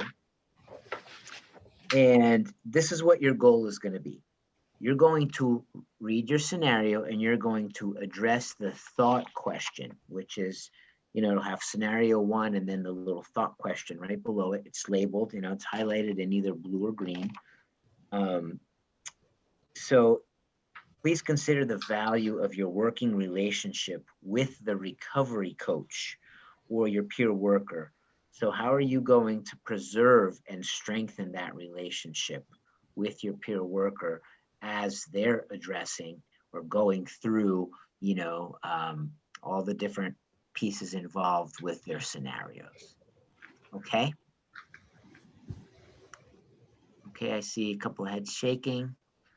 Scenario thought question and think of the relationship and how are we going to support essentially this recovery coach, you know? So we're gonna have 15 minutes, okay? You know what, how about, we're a little bit low on the time. How about 12 minutes? All right, well, 12, a dozen. So we'll see you in a little bit.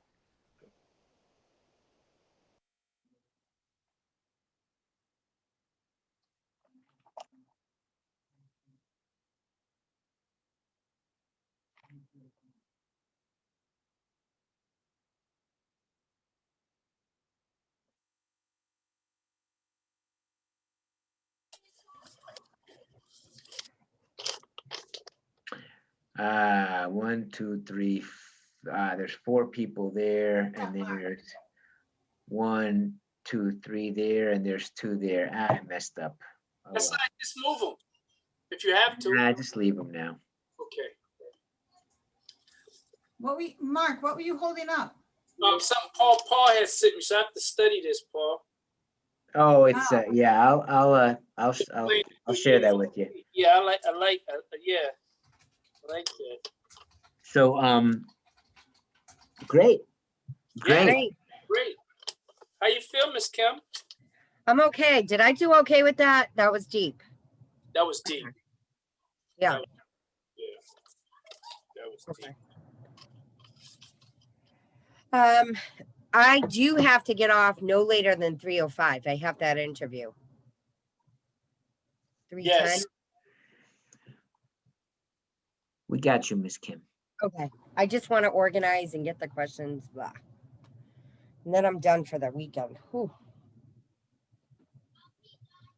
Girl, you just getting started. What do you mean? Oh no, I'm shutting off. I've learned that skill. I'm good at it, actually. Julia's gonna be calling you. You would not shut that off. You would jump out of the bed in the middle of the night. Julia. I know.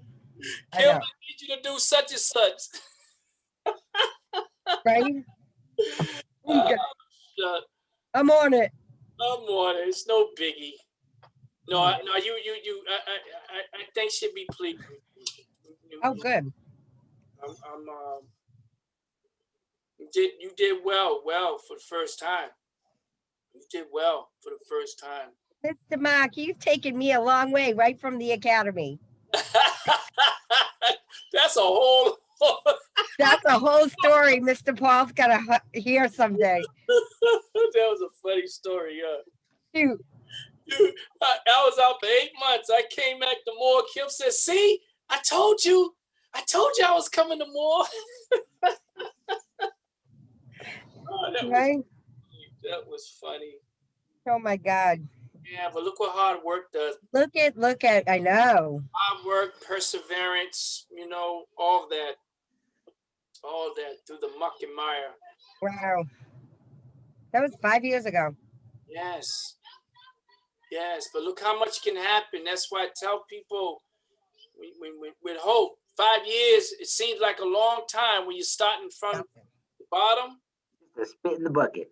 Absolutely, but when you look back and you have put in work, you're like, wow, man, that's time went by like that because you're so focused on what you're doing, and you see that's why you don't have time to waste. Right. You don't have no time to waste. None. Especially now that I'm older. I get that. Absolutely. Yeah. No, absolutely. But yeah. You and I have been on that major journey together, Mr. Mark. I know. I'm just looking at you, Darrow, Noel, people who I said Wendy was one too. She tried to give that credit to Julia. And and I said, Wendy, I said, Julia just agreed with me when I asked you should come to more. And Julia joked with her. Said, nah, not her. Then Julia said, yeah, I think it would be a good spot for you. And she came. But every time she talks about more, she said, oh, it was Julia the one who told me. I said, get out of here. Honey, yes. Jared. Oh, Jared. When I was at Meridian House, I used to tell him, You know, See what a kind of role model you are? well, when I see things in people, I just tell them, you know, they do the work. I don't. Well, you fish some good ones. Yeah, I try. You do. I try, and I think that's when I say certain things to Marianne. She knows I ain't gonna bring somebody to her without checking them out. You know, checking them. Yeah, because when you do that, you do it too, Kim. Your name's on the line. Right. Credibility. So when you bring somebody, you want to make sure that you know that they're gonna, you know, be upstanding people. You know, it is what it is. Yep. That's all you ask for people. I mean, bring your best foot forward. You know, this is a shot. This is a chance. Give your best foot and see what you make of it. Life is too short. I know that. Coming from where I come from, life is too short. Way too short. And some people don't get shots in life. You know, and it's unfortunate. Unfortunate, yep.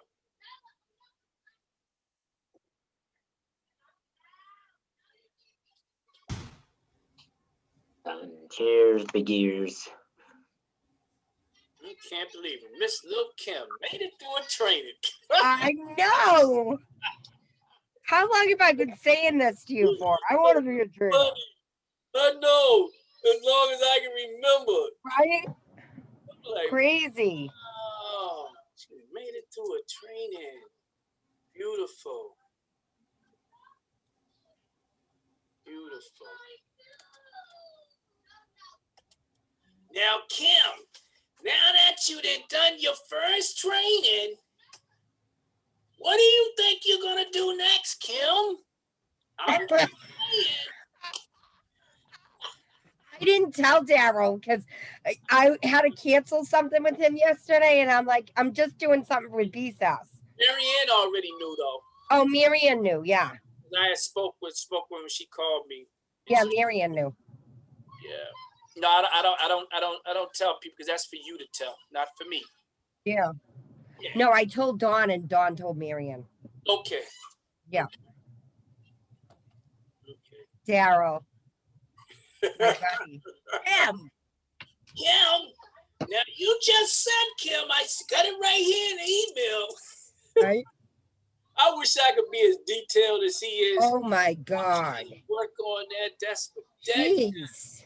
His organization ability. It's like it's incredible. Incredible. Talk about systems. Talk about systems. You're correct. I don't have that. He has that kind of system. Listen, when I do coaching with him, the supervision, he'll go, oh, you know, say Pete Joe. Oh, that's referral number 60. Then pick it out of his other notes. Yes, he does. I know. It blows me up. I just had a list when I was getting referrals. You know what I like about him? Crack it off when they're done. He loves sharing stuff with you. He said, oh, it's not hard. Let me show you. Now just follow me now. Follow me. Right? Right? Yeah, he really is gifted that way. He is. He yeah. Is. I get it, so I get it. Yep. Girl. Well, I'm tired, Mark. Let me tell you. Yeah, you know, I am too. Yeah. Oh, tonight's getting sushi. Yeah. Watching a movie. I'm watching a documentary, he said. I think I don't know if I can do it tonight, but maybe tomorrow. That's my relaxation. You got me going to sleep. I haven't watched no movies. So the one I did last week. Yeah, it's good. It's good to let your mind get away. Yeah. Shut it off. Yeah. That is exactly what I'm doing after this the interview. Yes, it's the Snickers commercial. Feel like getting away? Right? Yes, I do. Yeah. Sometimes I just like a chocolate chip cookie though instead of Snickers, but I ain't snack commercial. Snickers are actually my favorite. Oh, really? Oh, wow. Oh, I love Snickers. I love Snickers. The problem is that you crash from the sugar. You don't get a high. Absolutely. Exactly. Absolutely. I know if it ain't getting me high, I don't want it. Oh, God. Don't you hate when people call, they don't say nothing? I hate it. Yeah, then they hang up. I know it's probably one of them infomercial people. Block those numbers. Yeah. It's crazy. Oh, come here. What? Whew. How you feel, Mr. Paul? I'm good. I'm good. I'm holding a check, so it's always good when I'm holding a check. They, the Sal, the gentleman who I met from here has a new office person, and she like whipped the place up, and holy moly, like awesome, Wow. super awesome. So she brings me the mail. Oh, wow. Brings me the mail. Look at that beautiful cat. He's my recovery cat. Wow, he's big. Oh, He's big. fella. Yeah, I Yeah. adopted her right like 4 months in recovery. Yep. Get out of here. Oh my God, he's beautiful. He is. What's her name? Chloe. Welly? Chloe. Oh, Chloe. Oh. We, Oh. what is that called? A tabby cat. Yes. Yeah, we have one too. Oh. We love him. We love him a lot. I love him. I make believe I don't, but I'm the one that's getting we let him in and out, so like in the fall, like he starts bringing home ticks and whatever, and I'm like, Oh, wow. I'm like, come on, dude, you're the one bringing us home. Yeah. He's awesome. His name is Saber. Oh, Saber. That's a cool name. Like Saber, that was Emmett named him, like a saber-toothed tiger, right? Oh my God. Or a lightsaber. He was going towards, he was in the dinosaur phase. So, and the saber-tooth were one of the first mammals, I was laughing when you brought up Spider-Man. All I could think of was E. I said, Paul got that from his son. When you talk about Spider-Man and his power. No, it was Carmen put it in the chat. Oh, she did? Yeah. Carmen put that. And I was like, oh, that's awesome. Because that's one of your son's favorite characters. Yeah. Yeah, we watched the cartoon one. 10 seconds, they're coming back. Oh, Marianne. Yeah. I'll probably just call you when this ends, and I'll call you. Because Yeah, Paul, Jim got to go at 3:05. So I don't know if you're gonna, Yeah, that's fine, Mark. Okay, great. All right, everyone. I know that the Starship kind of teleported, some folks. It's Friday, got some of the lines crossed, but in the true spirit of recovery, it's all good. We're all here and we're all safe. So let's see, let's go backwards. Let's see room 3. What scenario did you have? And that is Michael, Sarah's group. So we weren't with one of the other groups, so we just did number 1. Okay. If that was okay. Perfect. Absolutely. So we had to said a few things like, if the recovery coach was tired or falling asleep, it could have been a number of things. It could be they're not sleeping well, medication change, so many things. And we had said, pull her aside, just make sure everything's okay, but also if she's doing her job and there's no safety isn't jeopardized, then, you could also wait for her to come to you. Policies and procedures. So we don't terminate if there's a relapse, neither. So I'm Duffy and Carmen and Michael are at Spectrum. Obviously, I think they said they need to go to detox and then they can come back to work. And how will this incident inform future supervisory meetings? We didn't really talk about this one too much, but said schedule weekly meetings, and then for how to maintain and strengthen the relationship with the recovery coach, more communication. And I think my supervisor, he's got an open door policy, so we can you know, we're not just talking on scheduled supervision times. If we have something going on, like, we can go in at any time and talk to him. Obviously, if he's in a meeting or busy, you know, he'll get right back to us. But I think that's important to know, like, I'm not just here for our scheduled supervision, you know, you can call, you can come in at any time if something's going on. Excellent, excellent. Well, thank you. Sounds quite supportive. And I like that non-termination piece too. Group 2, Donna Jean, Eddie, Steve.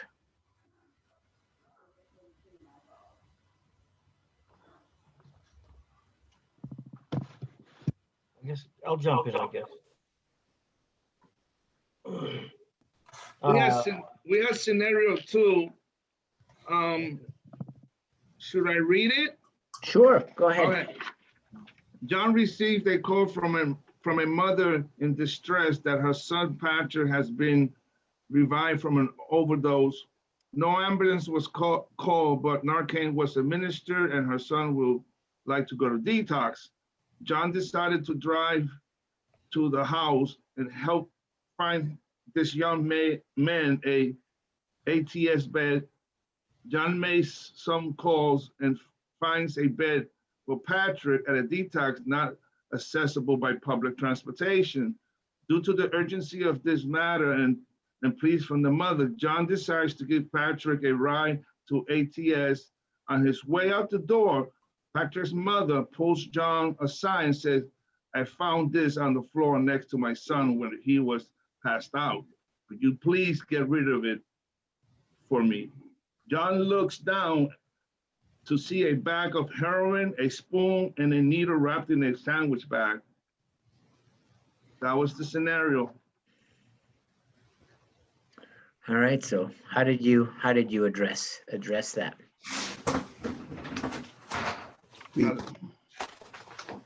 Anyone wants to jump on the first one? Go right ahead. No, I mean, I'm sorry. the team. Yeah, bottom line, what we do is, I think Steve brought up that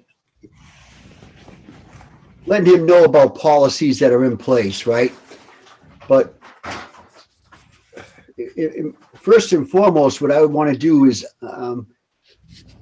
in the most compassionate way I can, spell out to the men or woman involved with this. One, you never take drugs, even though the mom is asking to. The Narcan could wear off, and he's in your car, and you're on the Mass Pike, right?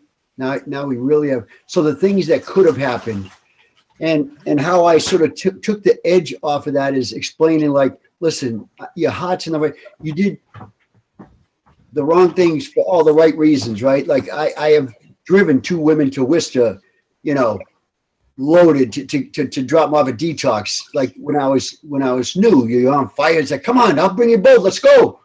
Get in the car. Let's and we're driving all the way to Worcester. So I've done things too where I missed the mark. Where if I was thinking if I was in my right mind, I wouldn't have done that, right? So just letting them know that I'm not.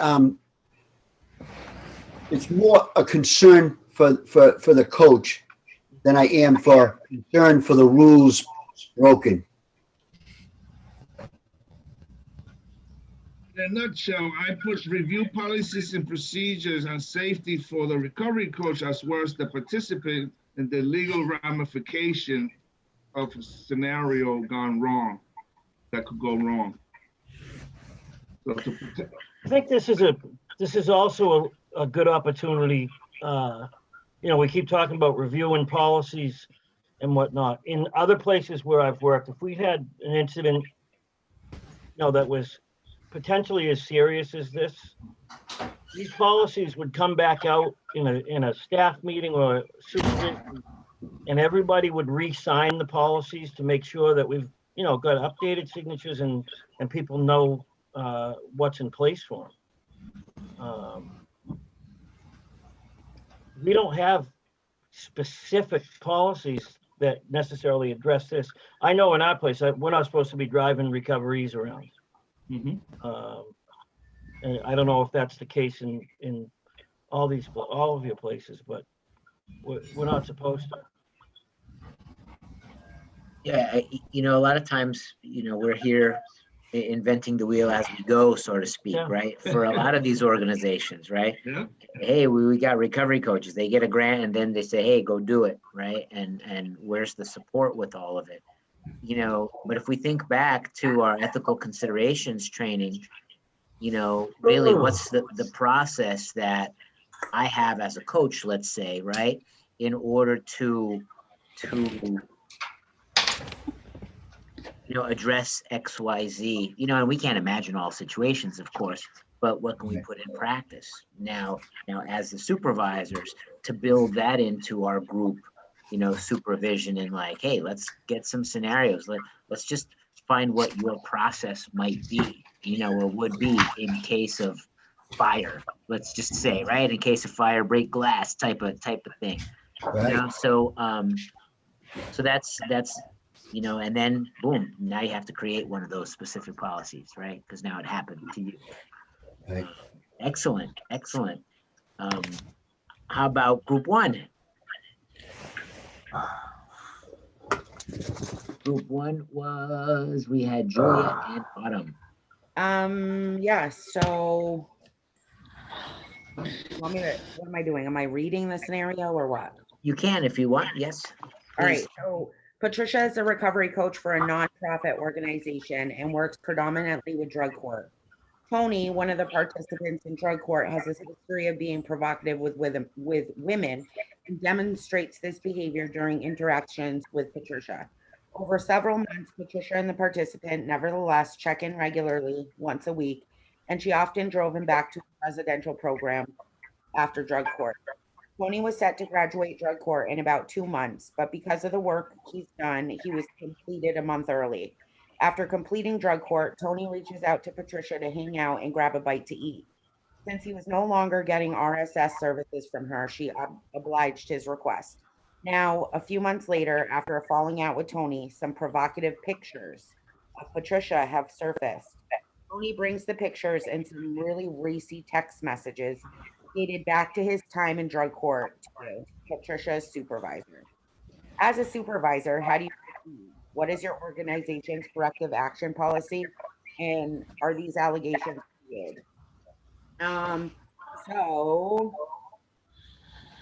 I think it all depends on the organization that you're connected to, you know what I mean, and the policies that they have up and running at this point.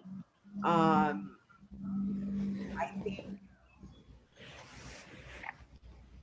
think it's going to be based on as a supervisor, your relationship with this Patricia lady and your supervisory tactics, I guess, or style per se.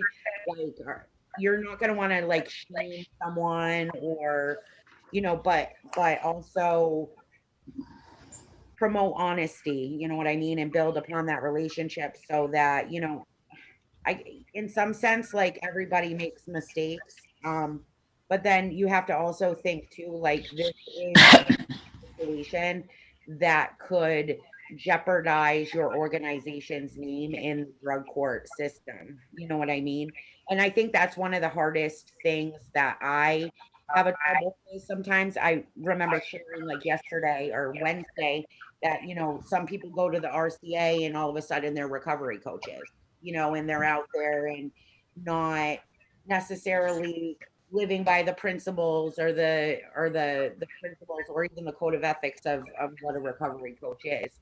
So in one sense, I feel, and this is just my opinion, that there has to be some level of accountability too, and I don't know, modeling integrity. I don't know. It's a sticky situation. I think really it would be based upon my obligation as a supervisor to uphold the policies that are already in place. I also am going to say too, there's I know even with the clinicians, there is an active policy that like you cannot fraternize with someone up to, and there's like a timeline, 3 years or 4 years or 5 years. And I remember from the RCA, or maybe it wasn't the RCA, but a different training, and how like, even though it's a peer run thing, I'm attached to an organization, right? So there is that The differentiation of, power. and so that doesn't automatically go away in a month because he's no longer working with me per se. And so I think looking at it from that perspective, it is a violation of some degree. She'd be Wow. fired. She'd be fired, and then I'd work out the rest with. I tried to help her after, but she would definitely be gone. You know, it's just that's a line that, yeah, Yeah, sticky situation. yeah. Really, Julia, did you have something? Yeah, I just wanted to add a little bit to it, because when you hire the recovery coaches or they start working for you, they start volunteering in any capacity, there's that recovery coach code of ethics, right? It's a contract that they sign saying that they're not going to do this. Right. And if they do this, it's cause for termination. And it sounds really rigid, but you have a reputation of a nonprofit on the line. Right. And all the other coaches, all the people that work there, all the other people who come for services, you have to preserve that too. So it like Autumn said, there's a balance to it. You know, that person's name is attached to the organization. It's just one bad story like that can get on social media, that can ruin the whole reputation of everything that nonprofit works so hard to accomplish. Lose your funding. Huh? Maybe you lose your funding. Exactly. Yeah. Yeah. Either one of those last two scenarios could be a front page of the Boston Herald Yeah. article pretty quickly. And they would love that. Oh, yeah. They would love that. I do So, have a question. Hopefully you guys might have the statistics. Someone shared with me once, and I don't know if this is true or not, that there's a lot of more of that going on in the recovery coach field. That's one of the downfalls for recovery coach. So the question is, do you guys have any insight if that's true or not? Well, they say even not just the coaches. So when I was working at OCCC, I'd see nurses, COs get walked out by the IPS because social workers, psychiatrists, doctors, COs would have relationships with guys in prison. So it's not just the coaches, but yeah, I mean, especially I think if we're too lenient on the time clean, like a few years clean before you start going out there and putting a cape on, like I'm not a fan of, well, she just got out of treatment, but she's going to have a year next week. Can we get her in? No. Wait a minute. Time out. Like, give somebody a few years before, you know, that they've got their foundation. If you've got a year and a half clean and someone hands you the dope, like our situation there, you know, it could be deadly for the men. It's putting them in jeopardy, right? So I think definitely not really vetting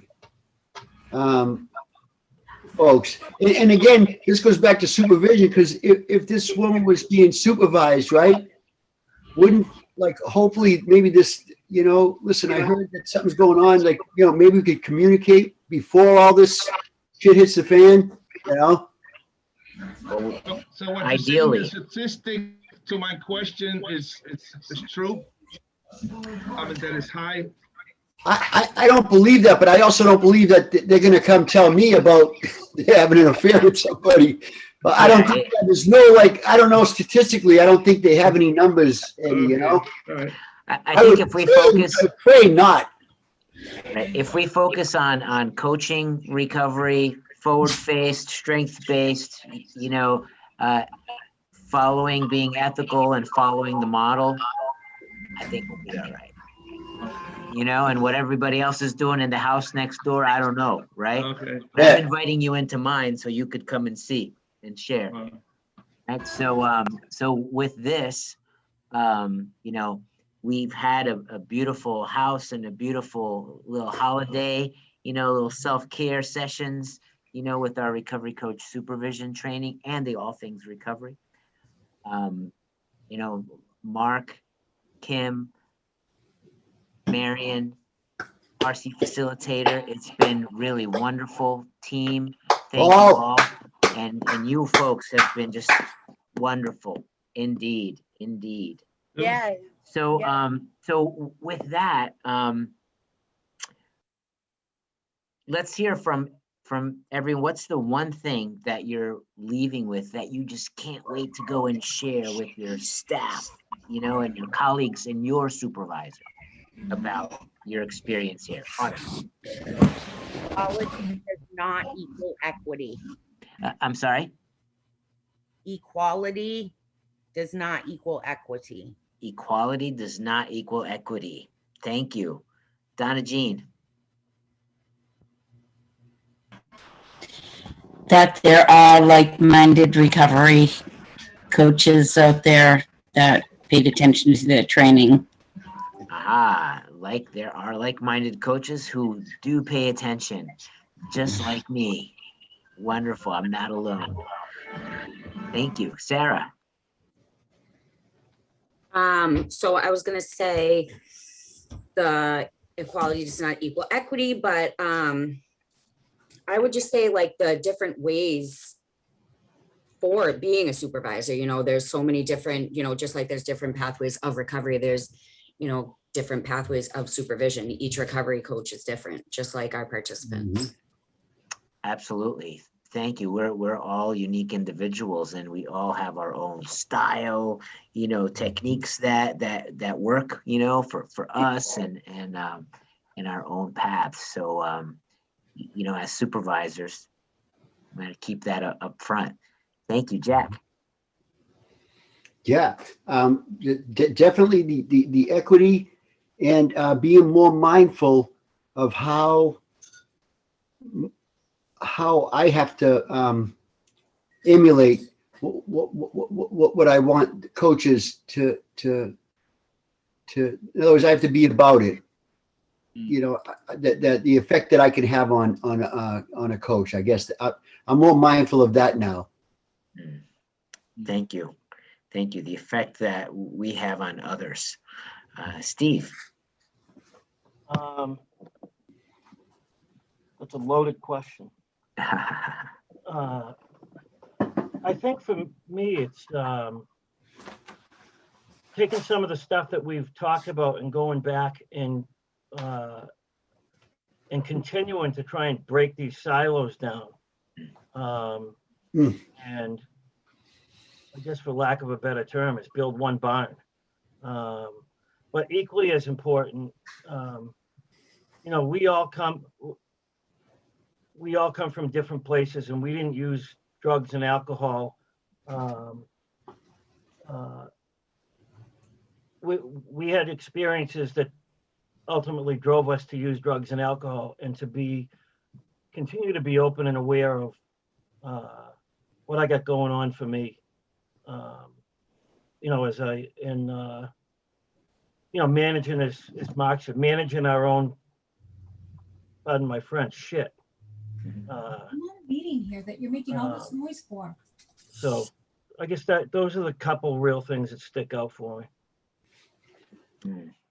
Thank you. Managing our own stuff and continue to grow that awareness. Carmen. What I took away is remain teachable. I've been doing this for a few years and I'm comfortable with some of these principles and stuff, but I always learn something new. So if I remain teachable, I could teach my recovery coaches to remain teachable because we all learn from each other. So this is awesome. I always learn something new, so it's great.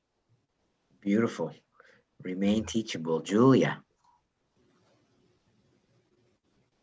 I'm gonna have to agree with Carmen because that's exactly what I wrote. Always leave room for learning.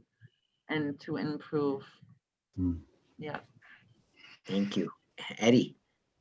Well, I mean, it's just so much, and I guess I'll reflect that in my evaluation. But this last topic was put my mind to think, because specifically where I'm at, I'm asking myself question, okay, what policies and procedures do we have for these scenarios or other scenarios? And so I need to go back and find out what's available and what needs to be implemented.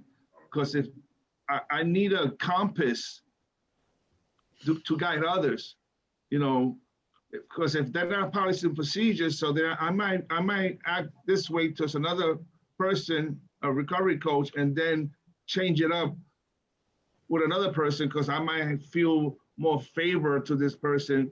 But if there's no guideline or policies to go by, so then I'm being biased, you know. So I want to make sure that I am protected and I protect others. So I'm going to go deep in this stuff to see what's available. Awesome point. Awesome point. Right on. Thank you. If there are none, then you be biased to what you Yeah. to what your thoughts are. Excellent. Kim.